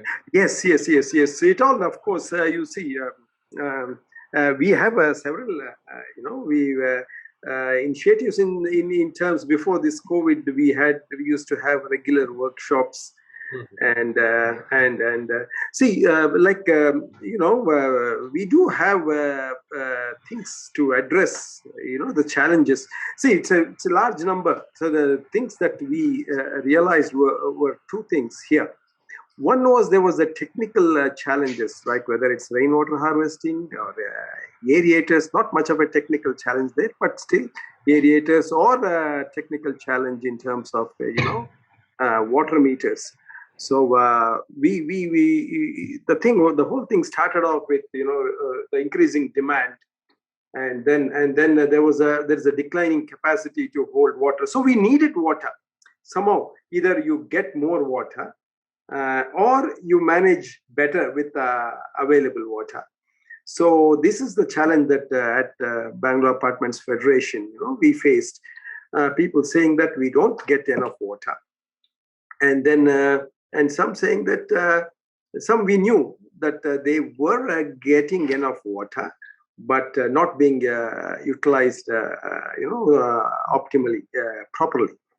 So and then yes, aerators were recommended, and during our workshops, and a lot of our members we had vendors coming and giving presentation, and a lot of most of them installed aerators, and then we started about. Can I go on in this line of thinking, Sandeep, that I'm going on? Hopefully it's not. Hey, we want your community experience. How?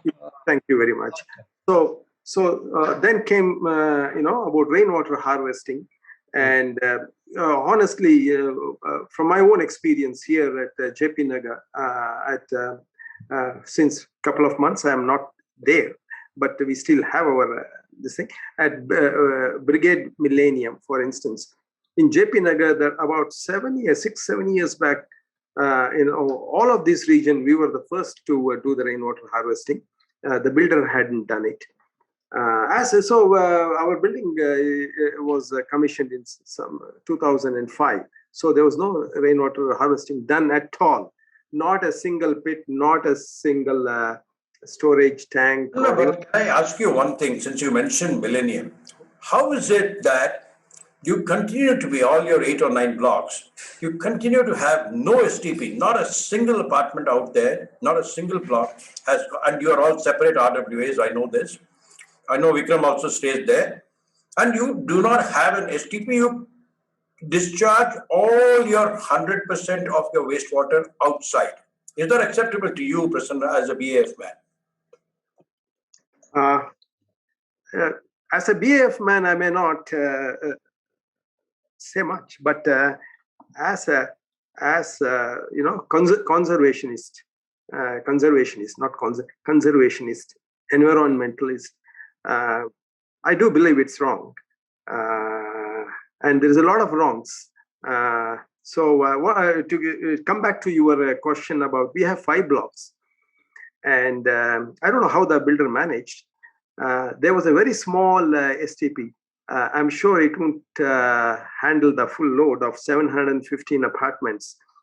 Coming to how they got away with it, I don't know. They were the same builder had another complex called Gardenia with some more than 1,000 apartments, and they were forced to have an STP.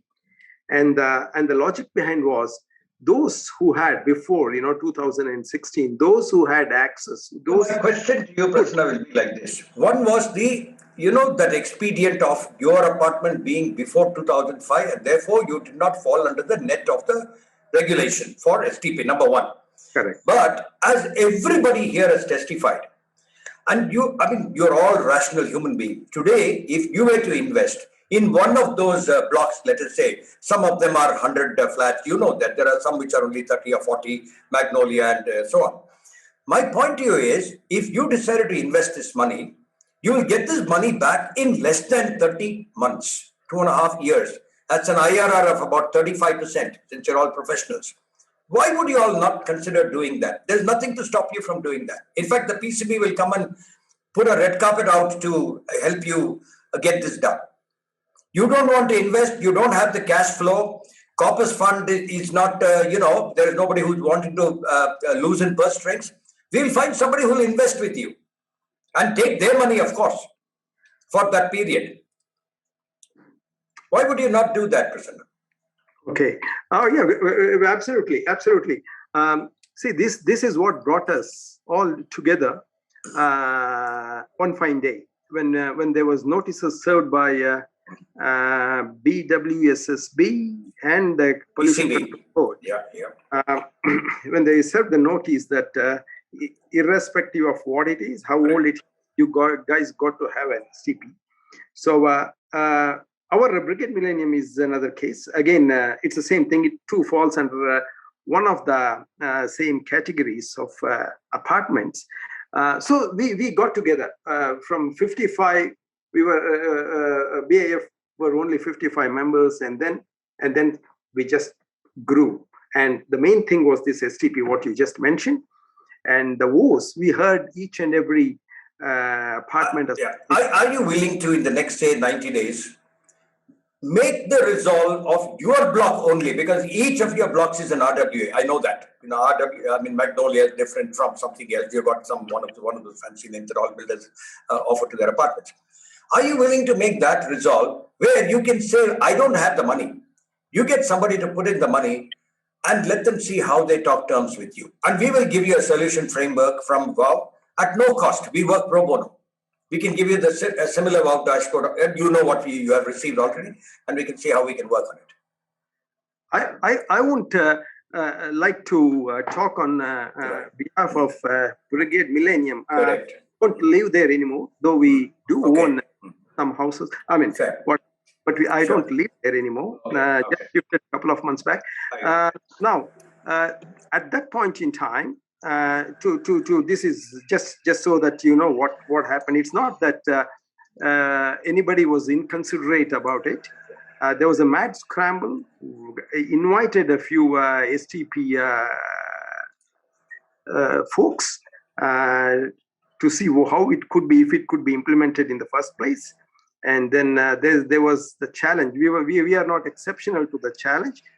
The biggest challenge was space. Despite all that, despite that being about 21 acres, the space was the biggest challenge. We just couldn't come up with a place for space. So too hundreds of others during this agitation of STP. So space is going to be the biggest constraint, unless there is some kind of a technology that can take over. Clearly, there is technology today. There is somebody who is doing 322 flats. They've got approximately, therefore, about 200,000 liters.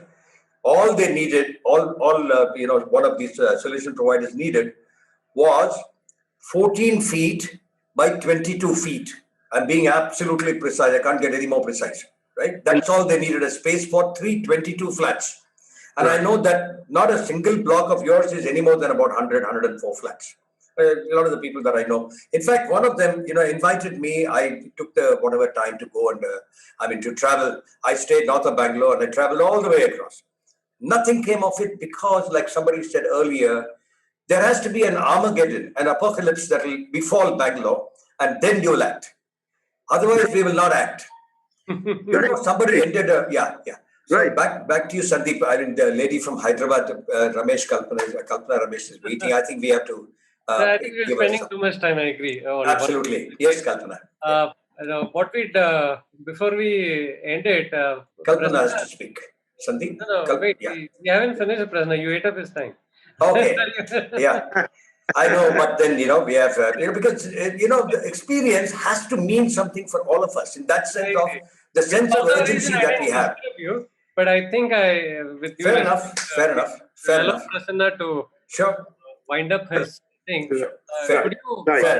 So now the questions, I think this has also given us some context.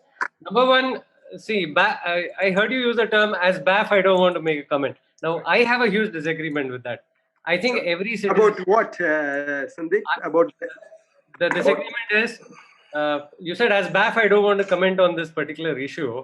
Brigade Millennium's issue. No, on not Brigade Millennium, on the issue of an STP or whatever. So for me, the way I see it is every citizen has to be involved in this issue and every issue. So there is no issue that is beyond anyone. No, I was... You have to take ownership of this planet, which means we have to take ownership of all aspects. So I think as a citizen, we are concerned with every issue. So that's just a simple point I'm making. Sure. As BAF, when you're saying you are a federation of so many communities in Bangalore, that means you're taking ownership of every issue concerning all of them, not only them, also the impact you're having on the environment, the impact you're having on the entire city. It's not a one-way street. It's not like, shall we do something that benefits BAF people and doesn't matter to the rest? No, it's also about how can you be a contribution to the entire city and its environment and everything else, including governance, right? Oh, that's beautiful. Oh, no, I'm 100%. No, sorry, Sandeep. I was specifically referring to as BAF about Brigade Millennium not having the STP. Okay, fine. So definitely, I mean, absolutely. So what we have done, in fact, is, sensitize people about the situation. Since you talk about, the STP and the importance of water, we have been telling people that, there is not much water available anywhere, especially in our country. And there is very little. So we have facilitated technically all required things are in place, whether They are interested in rainwater harvesting. They want, I mean, they have to do it. And we have been impressing on them that they got to optimize. You know, it's not for namesake, just rainwater harvesting. We have been telling them that it's very important also to have individual water meters. And very, very important to have STP. So we you know, with the dual piping and STP, and with the STP, you can cover nearly 50 to 60% of your 135, you know, liters per person requirement by nearly 50 to 60%. Like for instance, for your gardening, for your flushing, and washing the common area. So we are very, very committed to impressing on our people to have an STP. No two ways about it. What's the impact you're having, like, on your members? You're saying that you mentioned three. I don't know if you spoke about water reuse. You spoke about water conservation, and so these programs. Are you like doing advocacy with your 100 odd members? Sandeep, if I may ask you, if I ask him on your behalf, of the 900 odd apartments that you have as members, how many of them would have STP, and how do we accelerate the process of them having STPs? And like you correctly said, Prasanna, it means about 45-50% of the water being put back in the loop. Correct. So basically, what's the impact you're having? How do we influence them? How do we influence? I don't want to get stuck with a single one. Your advocacy, what impact is it having? Be it in efficiency, be it in reuse, be it in what is the adoption rate, and what are the experiences you're having, and what are the good ones? Like where you're happy that change happened. Oh, sure. See, the adoption rates are as good as anywhere else in Bangalore. It's when it comes to certain things, it's where there is a will, there is a way. So as a result, we are coming up with more and more more and more ways of telling our people the seriousness of the situation. It's not just Prasanna, since we have Kalpana also to speak. Hariharan, please let me finish. Now, Prasanna, would you, like, since you're doing it on a scale of BAF, are you collecting any data? Like, do you have a dashboard of what impact you're having? Like Prabha and Harsha are able to quantify what impact they had over their members and their entire community. Are you also collecting that kind of data? Yes, we are collecting. You see, ours is data collection is not only for whether they have the STP and if they don't have STP. So and the rainwater harvesting, how good it is, water meters, whether they have it, they want to have it, the challenges they are facing in water meters. So all this coming back to what you folks were talking about. It's really how how serious, how keen, how concerned the particular RWA is. So in order to do that, we've been telling them, look, guys, many of the things we have been constantly impressing on them that, look, we are in India. And we are 15% of or a little more than that, the world's population, with 4% of the land use, 4% of land, and water, fresh water, 4% of fresh water, with 15% of the population, and we are less than 2% of the land mass, with 25% of the fresh water being extracted out in the world. We take 25%. And I think we don't have time. These are generics. So basically, I'm being very specific. See, what we needed to know is, as a community, how are you impacting it? What are your highlights? What are your insights? I don't see much of that coming. You're talking in terms of generics. What I might recommend is this. Why don't BAF and... Can I, Sandeep, can I come back? I don't think we have enough time to go into a lot of details, but our members have taken up rainwater harvesting. Every member is taken up rainwater harvesting. One, I won't say 1 in 2, at least 1 in 5 members are considering water meters, and everyone have most of them have implemented aerators. So there is no two ways about it. And those who did not have, STPs working to the optimal, most of them have started getting all the information they need from us to make sure that it's working to the optimal. So as it is happening, it's absolutely a great, it's a very healthy trend. People have come forward and they are looking at all these 4 things: aerators, rainwater harvesting, and water meters, and STP. All of this, suddenly the awareness has just quadrupled. It's gone across, and they're very keen, and it's happening. I'm very happy to hear that. In fact, I'd love to have you come back on this forum maybe a couple of months later. And what I'd love to see is, an audit of all your members on all these parameters. And possibly, I'm just suggesting this. See, I have no stake in them. I'm just a guest here today. But if WOW and BAF can collaborate on this audit of all your member communities, and possibly using those dashboards, see where they can scale up. And if you can target 100% adoption, something like that, that'll be like a huge impact. What do you say? Oh yes, absolutely. If Hari and Prasanna can shake hands on this, I think we'll have 900 communities. There are champions like Ganesh, Murli, Usha. We'll be very happy to work with you, Prasanna. No, this Absolutely. is very serious. I would like to even take it off, these things and discuss with you people the serious. The idea of these discussions, all of you connect offline. I mean, correct. This is a meeting place, and I'm hoping all of you connect with each other and build beautiful new things. So Ganesh, right. Ganesh, you have to chase Mr. Prasanna, and you'll have We'll do that. We'll connect with you, Prasanna. Very nice of you to say that. Sandeep he excels at this. I mean, that's not a word I use often. Of synergizing and connecting people. Yeah. So we will be happy to work with you and see how we take it forward. Thank you. Kept Kalpana waiting too long, so I know. She's a guest from Hyderabad. Sorry.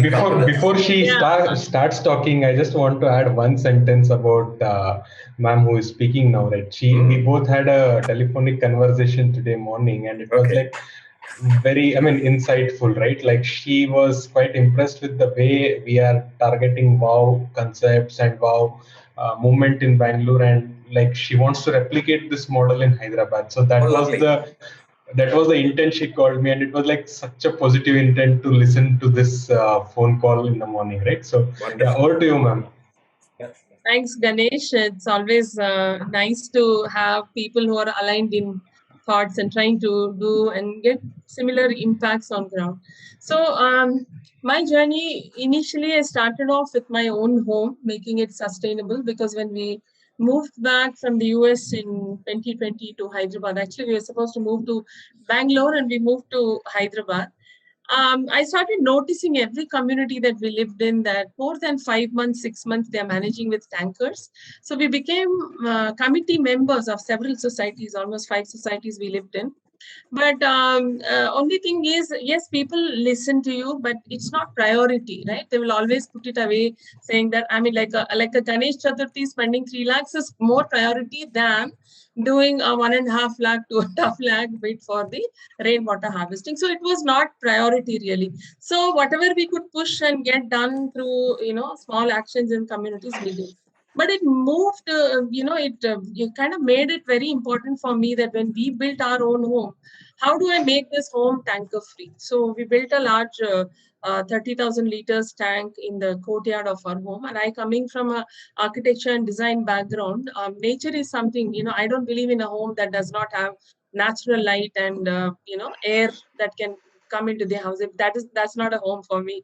So rainwater harvesting. So I was thinking of, is it difficult or what? But simply we just created a sump, right? And it has to stay like a water bank for us. So we put it through coal and sand filters and started using it. And also at that time, it's almost 11 years now. we also did grey recycling. That time in Hyderabad, we didn't find people who are doing for smaller units. I see in the chat group, there is someone who is actually saying grey recycling for smaller units. And we've also developed now, as a social enterprise, we've developed a grey recycling unit as well. So in those days, we got somebody from Pune to come and install, and that has been working for the last 10, 11 years now. So in a community which already has a STP, right? We have a 150 KLD STP that works, but rainwater harvesting was not there. They just did some eyewash pits initially. But as a home, we did this, like, whatever falls on our rooftop, use this in the rainwater sump. So this was like a water bank and also recycled water. So for all our greenery below the ground, on the terrace, I used to use rainwater only because that again comes back to your rainwater sump. So I don't use recycled water on the terrace, but all the greenery below. Soon I started seeing that we had enough water and no dependability on tankers. But in the first year, I didn't know whether we'll be dependable or not, but we were not meeting need. And I can say proudly today, 11 years, and we have not needed a single tanker in a very tanker-prone area. We live in Gachibowli, which is like the central business district in Hyderabad. So once after a couple of years, we saw our own success in our home. We again became, everywhere the magic is become part of the committee. You want to make a change, become part of the committee, because it's very difficult to stay outside the committee and convince people. So but we were lucky to find people who were aligned and who kind of came together. But most of the people voiced out that we need to do this kind of rainwater harvesting, and are we wasting money and all of that. But anyway, we went ahead, phased it out. We did about 8 injection bores because again, Hyderabad is mostly sheetrock. It's a challenge here. Pits don't work. In most areas, we need to injecting bores are nothing but recharge bores. But you guys know about it. Most of you have done it in Bangalore also. So that's the only thing that works in most of our thing. And we have to identify those fractures. We have to see where, so we have to do a geophysical study also. Again, you can't do an injection bore blindly here because again, you'll be ending up wasting your money. So we did all that, and we did it on the roads because none of the homes had rainwater harvesting. We had collected rainwater and overflow. We did a small pit right outside our house because there's a bore right near that. So, but for the community, what we did on the streets, we did like a longish rainwater harvesting, structures. And we did injection bores in each one of them. We did about 8 of them. And wherever our community is also, like the name goes, rolling hills, it's very, a lot of contours also. So we identified the logging points and we did it not on the curves, but on the roads itself. And we had like, slotted covers to it. And some areas we had grill and stuff. So a lot of water started. So we made sure that it's a zero discharge. So individual house-wise, it didn't have, but in the roads, we tap all the clean water and don't send it out. Came 2016 when it was really harsh summer and most of the communities around, even 1,000 apartment communities, they were rationing water once in 3 days, So at that point of time, our community didn't have to buy a tanker through summer and beyond. So that was a big learning for the entire community. Then they started opening their eyes to what we've done and what we've achieved. So in a situation where there won't be water, we still had water. Right. And so that sort of proved to them. And in fact, they came up and said, shall we do some more pits? Shall we, recharge the bores, which are, dead bores also and stuff. So there was a nice conversation. And even today, the last 6 years after we've done it, before that, we used to buy common tankers for 4 or 5 months. Every few days, buy common tankers, fill the overhead sump and distribute. So today, for the last 6.5 years, we don't buy a single common tanker also for the community. And we are in a place where surrounding communities are literally live on tankers. Kalpana, I will hold you there. My question is this. You have done this good for your house and your small community. Tell me, how do we do that for the city? We need to learn from people like you. Yeah, I'm coming there. So when I achieved as an she's done that for the whole of Hyderabad. Oh, That's really? it. Quick. Oh, that's the story. Yeah, it's part of a story. Attempting. Wonderful. Tell us the story. That is what we want to I learn. think we'll have to mute you, force mute you. You know, the thing is, it's 7 o'clock and people will be impatient. Therefore, you know. So the thing is, after the success story in the community also, so I was wanting to take this knowledge across, right? It's a simple thing if we make it happen. So that's when, also lakes are the largest catchment for water. So I attempted working on one lake, build communities around, and to make people serious, to work in this community, we did the Lake Protection Committee and we registered it. It's a registered body. So there is some seriousness. We created an account and we connected the government. They give us some money to, maintain the lake in a certain way. So that we created one sustainable model then. And for communities, what I did, we divided Hyderabad into 98 micro watersheds. So IIIT Hyderabad, there's a Professor Rajan and they have a startup called Kainos. They helped us do this because I said, break it down for me into smaller pockets. So it's easier to work. Local, go to localities. If I'm able to go to localities and turn things around, then we can take these examples and replicate, like the Superblock model in Barcelona, how they solved the traffic problem. They did it in a small block and then they took it to several blocks across the city. So something like that I wanted to do. So these 98 blocks, so we started working on the first block, first 3 blocks actually, but first block we started focusing on, where we've taken up well restorations, where we've taken up the lake restoration. There's another lake restoration underway. These are 2 large lakes in this one block. And we started taking up communities around the lake. We picked 7 colonies around the lake and internal roads. We did, common area rainwater harvesting, and also encourage those societies to take up rainwater harvesting within their communities and individual buildings. So everyone that comes to us, we advise them, we give them technical support. So I also today lead water initiatives as an NGO, and also have founded the Rainwater Project is a social enterprise I run today. Because I saw it that there is a huge gap where, when builders come in, where malls, hotels, all these places need rainwater harvesting and they need proper consultation, scientific advice and implementation also. So since I come from a design background and 20 years I run a design studio, I have all the mechanisms to do this. And also I have learned many things on ground. So today we have watershed analysts, we have geophysicists, we have, the whole team.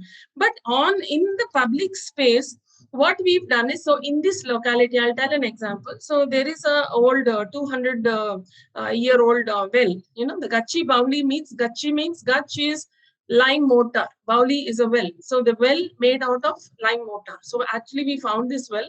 It was right next to the masjid. So talking to the masjid guys, having conversations with them, it is interesting because we try to find solutions within the community. And I connected a school in the same block. I connected a school, an international school, to pick up this well restoration. Right? So solutions are within the community, whether it is fund, whether it is research, whether it is, people activating people. So the masjid is also happy. They are going to maintain it. The school is happy that because the children get learning through live restoration. So we are doing live workshops with them. We are going to do, photography, understanding the cultural, socio-economic context of this well restoration. What is the change that it is going to bring? Things like this. So finding local solutions, and a temple there, I talked to the trustee. I didn't have to do anything. I connected the dots. That's it. He talked to one of the donors of the temple who was a builder and said, can you help us with rainwater harvesting? Because I gave the whole plan to them. They have a huge piece of land, but there are only 2 bore wells and mostly it is dry. So after doing the rainwater harvesting bits, now the borewell is working super fine. So it was a donor who donated. So instead of donating so many other things to the temple, giving water to the temple, because they have 4 cows, they have, people that are dependent on this. So I'm trying to create these models where the community itself has solutions, but you need to figure this out, go connect the dots and work positively. See, somebody comes across negative, I leave it at that. So I don't take the conversation forward. So I call myself also water today. So one block, I'll find another way. I'll have to work around that block, right? If I go hit my head on this block, this is not happening. It's a waste of my time. And so go around. And also Awareness also, I thought just giving awareness, I did it for 3 years. Any corner of the city, they call me, I used to go give awareness and give them exactly what to do, give them drawings, give them a really executionable drawings also. But what's happening is they listen to you, they don't come back. So with this startup, now all for private properties, we charge a small fee, consultation fee. You won't believe with that small consultation fee, 90% of them are actually doing the rainwater harvesting, right? I went to 200 homes and hardly I was able to convert. So, but now I'm giving a site-specific solution, just like we architects do, give a proper proposal, tell them what is the strata, what is the ROI, what is the thing that you can do, what are the challenges in your building, how you can overcome this, because we understand buildings A to Z. Like we can tell you near the basement, you cannot do a pit there and have seepage into your basement. We give them, proper advice on this because we understand different building typologies also. So this public space, like I said, connecting the dots, right? This is my thing. And in a local level, if I take at a city level, I can't imagine the kind of scale and how I have to work. But if I say in a street, this is the water you have. And if you guys get together on the street, and if you make it happen, you can make it groundwater rich in your home zone. Like how Harsha is working, like 15 apartments, right?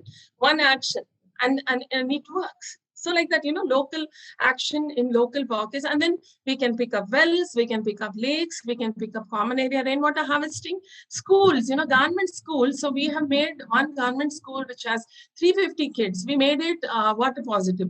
There were 2 bores and one was not working and the other one barely a drum of water every day. And they have to depend on the municipal guys. And though it's a government school, they struggle for that also. So we got both the bore wells working, and also what was happening, they didn't have plumbing system in that school. So all the water would go on the walls and the walls have weakened up. So we changed the entire plumbing system, did the rooftops, got the slopes right. And there was an old sump which was abandoned. We cleaned it up. So that's a storage thing. And then overflow next to these bore wells. Now both bore wells work. They become water positive and they don't send anything. So showcasing this example, I'm in the way of making these videos. See, again, you have to make videos like Harsha said, it's a rounded thing. You have to showcase this. If you don't showcase it, who will know what are you doing? So I want to take this video and showcase it to corporates. You adopt 10 schools, you adopt 20 schools, or I want to go to these larger international schools and say, you pick 2 government schools or 3 government schools. First, you become water positive and make these government schools around you water positive. And it's a win-win thing. Your children will be going there. They will learn about this. And teaching the children on ground and practical, instead of putting them in a cushioned environment and teaching them some theory which is irrelevant, you take them on ground and tell them that this is the change and this is the water situation. This is how traditional systems were built.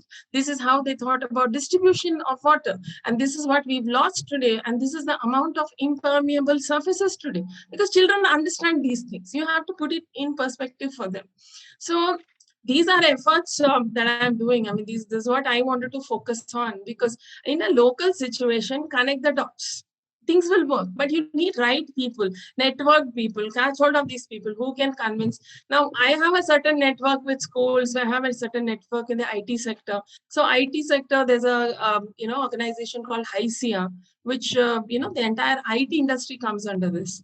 So they can get funding. So of course, you do 25 proposals, they might just look at it, or maybe all will, we end up so much time doing these proposals and giving them presentations. While we do that also, we also try to see at the ground level who we can connect, because all the time you cannot depend on CSR also. But schools have CSR, temples have CSR. They can do, right? The temples, if you catch hold of 5 donors, they can do 5 things for the temple and they'll do it happily. You don't have to push them. You just tell them, do you want to give water for the temple? They will do it. And churches, I have worked with a church also. I've got this guy he and his father, they're on the church. So they have done rainwater harvesting, and what they've done, they put a little board outside. So these stories, I don't even have the time to capture or do these videos, but these are interesting stories. So if a temple or a church, imagine 300, 400 people go for Sunday Mass. And if they see this little board, what they have done there and how much water they are saving, it's an instant thing. And it's more advocacy, right? Yeah. In a temple, you go with a positive mindset, right? You're not negative when you go into Kalpana, this very less time left. Yeah. So sorry to butt in because you are going on a very interesting, totally different experience from others. You have worked with multiple communities, multiple models, and also Also the government, Sandeep. I always try to loop in the government positively, right? I was actually coming to that. We restored a well, so we made them do the fencing. We are making them do the greenery. We are making them contribute for everything that we did. And as designers, every restoration we do, we are making it an interesting public space. So it is not good to throw, but it's good to go and spend your time there. Something like this. No. Yeah. Also, wait, Ganesh, once, because I lose my train of thought. So this, the most interesting aspect of what you've spoken was actually you're actually engaging publicly, and that's a domain actually the outside the purview of what you see, but it's very interesting. So I'd like to ask you a few questions. One is this mapping of the micro block, micro watershed block. This is extremely interesting because at one time I was postulating this idea that every locality at the local level, we should go back to localization for anything that's sustainable. And I was contemplating the idea that every ward should control its water. The ward should not consume water from outside its ward. And if it does, it should be penalized. Like if I buy water that is coming from the Kaveri, I should not only pay the actual cost, which is 10 times of what I'm paying today, I should also be penalized for that because I'm causing that import of water, right? But if I'm doing it at a ward level, if I'm only using groundwater, if I'm recharging water into my ward and using it, the same subsidy you're giving to BWSSB to bring water from Kaveri, give that subsidy to the ward. Let every consumer in that ward get free water from that. Let that subsidy go to getting free water.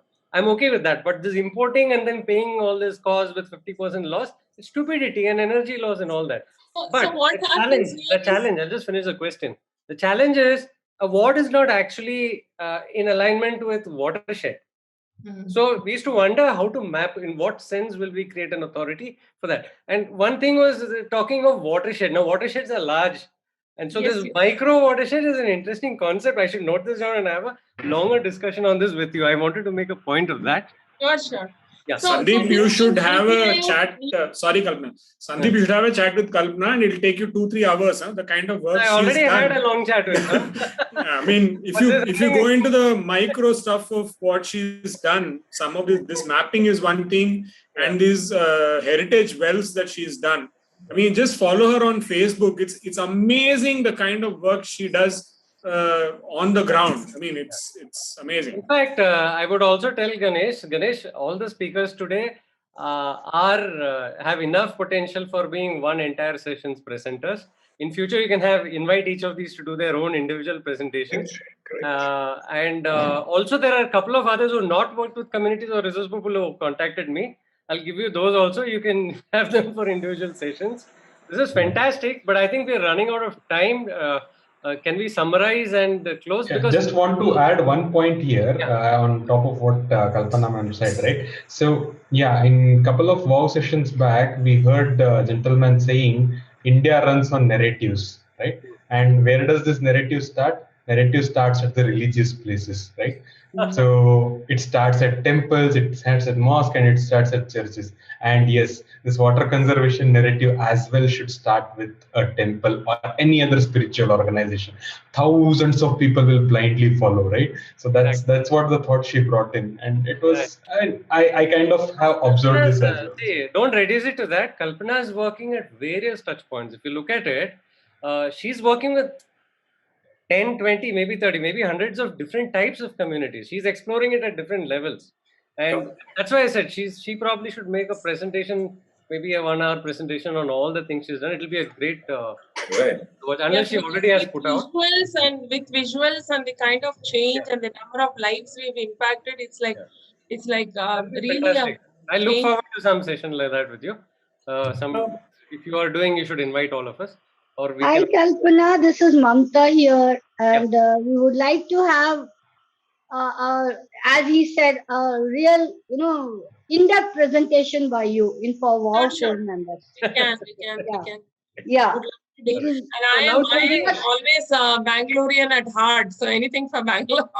That's a good thing. That's a very interesting, Interesting. Very funny. It's very funny. Even in Hyderabad, the people that are little passionate about this green, this recycling, most of them are Bangaloreans. Yeah, it's like crazy. Even the activists are from Bangalore. There. Harsha wants to speak. Harsha, you want to speak. Yeah. I just wanted to Kalpana, concur with yeah. Kalpana on this. See, that's been our experience as well. When you go and give free knowledge, when you go and tell people how to do it and you spend 2-3 hours, you sit in the community RWA, you tell them connect this pipe, connect that pipe, nothing happens.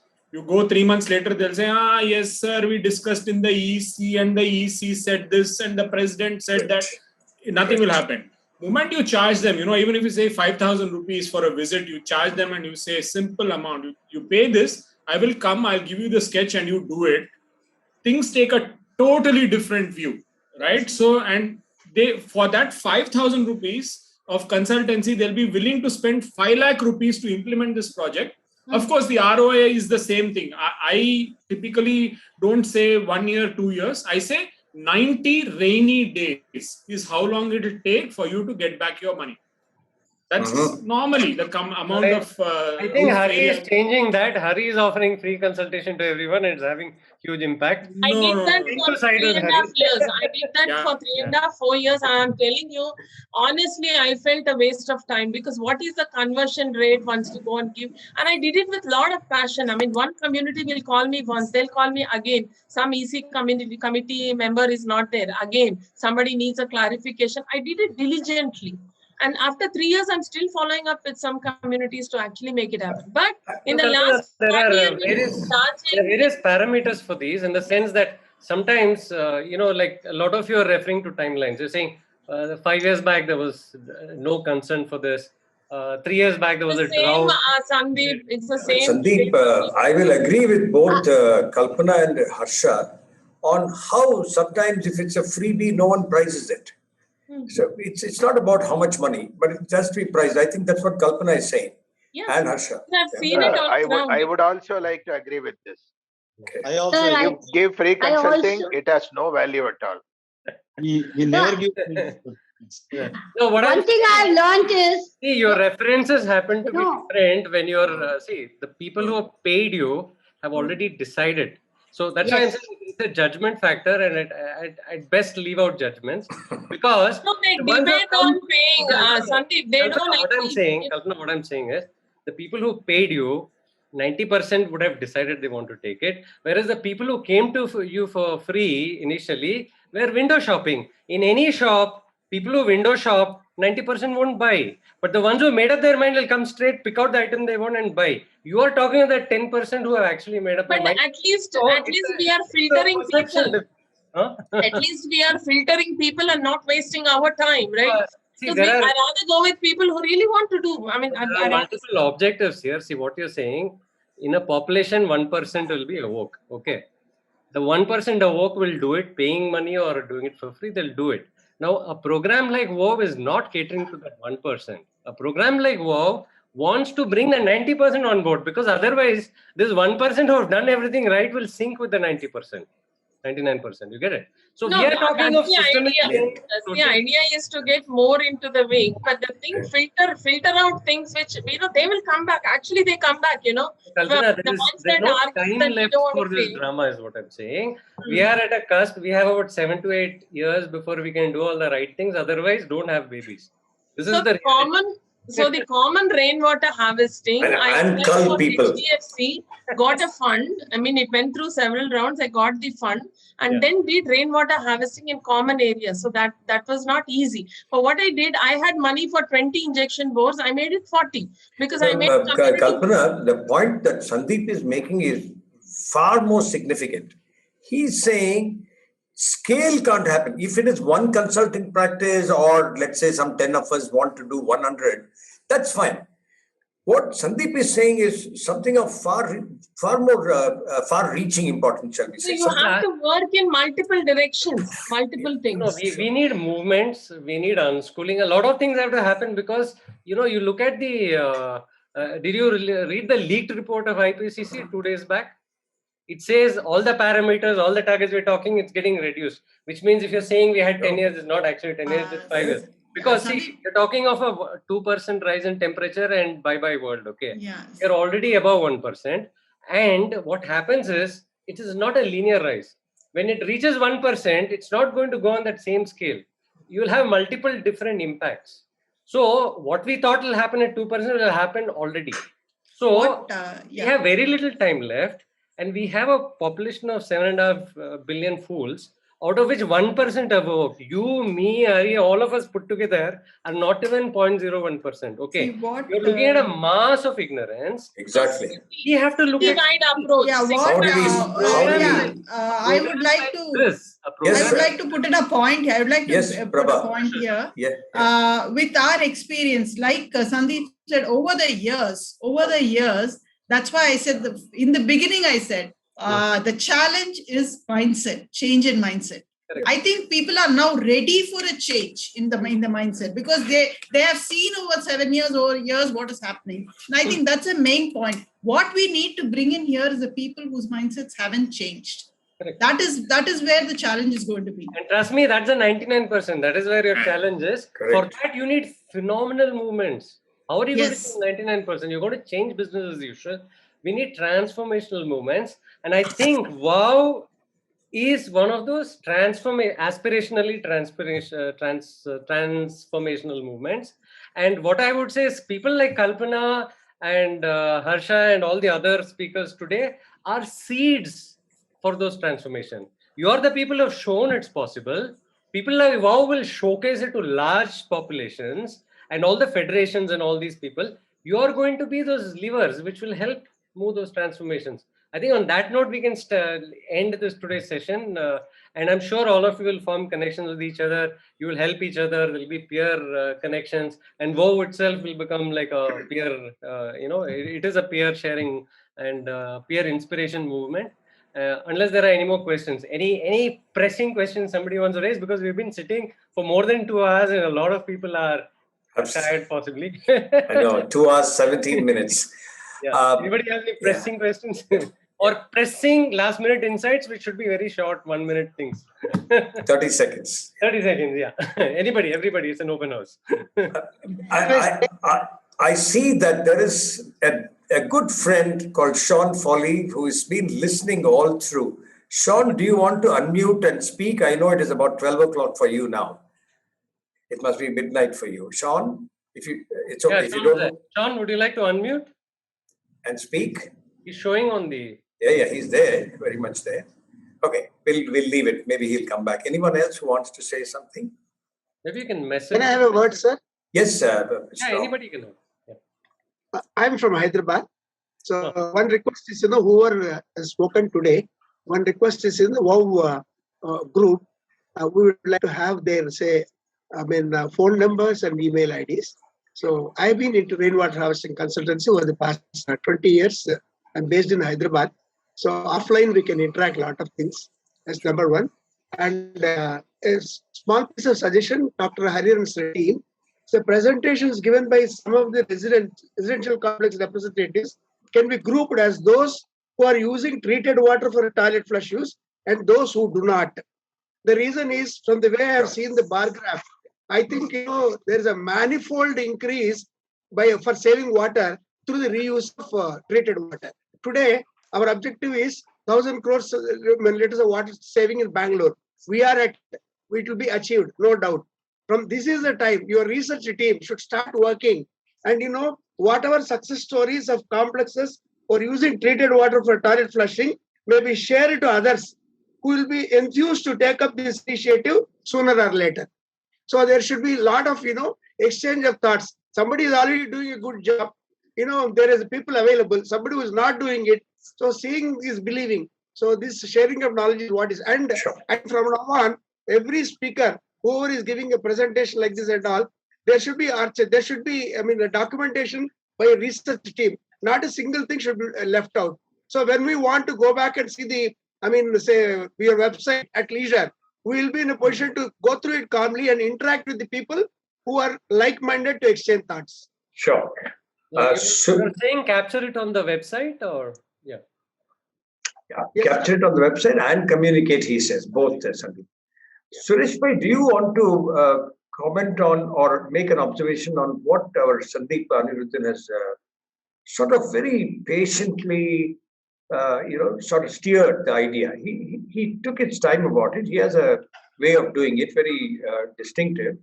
Have you any observations on that, Suresh bhai, on the thought that Sandeep is leading? As you rightly said, any consultation should be with a fee, because we should not give anything free, because this has been discussed in various forums. Even in our earlier meetings, we have been talking about this. Yes. And secondly, rightly said, there has to be a change in the mindset of people, whether it is use of STP or rainwater harvesting or use of water meters. Basically 95%, earlier Ganesh used to tell us 95% of the residents, they are for water conservation measures. Only that 5% people create problem in the resident association and create a problem in the AGMs. I think this mindset of late is changing, because the awareness on residents welfare associations on water conservation is extremely good, at least on the rainwater harvesting. I think overall, we should focus on all these water conservation as a long-term measure as well as short-term measure. I think Bangalore is going to be having this problem in the very short run. Short run means next 4 or 5 years. So I think what Aniruddha has been telling is that we should follow, and we should change the mindset of all the residents in implementing it, because the implementation on these water conservation measures in Bangalore apartments is less than 20%. So with these words, I Very nice. give it to Sandeep. Nice captures. I must say this, Sandeep, though I have known you, I've heard you sometimes. Today, although this is the longest, by the way, thanks to you, this is the longest WOW meeting we have had so far. Really? Yeah, because it never exceeds 90 minutes. What you have done is, in a nuanced way, though you allowed a lot of latitude for each of the speakers of the people who wanted to offer reflections, you are essentially trying to drive that central thought that these isolated, inspiring examples are not enough. We need to go beyond, and we need to do that 1 to 99% kind of scale. I mean, you ended it perfectly. Your last sentence, it's on record now, and we will be putting it up too. So there is nothing more that I want to ask of you, but I just thought I must share this with you. Thank you. And I thank all the people who participated today. You brought in wonderful insights. You shared parts of your life journey. Yeah. Everything you've done is valuable. So I'm hopeful, and I'm happy that it's enriching everybody else here and beyond this platform as well. Thank you so much. And thanks for this opportunity, Hari, and your team. Grateful to you for having orchestrated this, Thank you. And thank you. Thanks all of you. Thank Harsha and Prabha from there, Kalpana from Hyderabad. Kalpana, we will connect with you, as Ganesh was saying. There's lots to do. We will catch up with all of you. Yeah.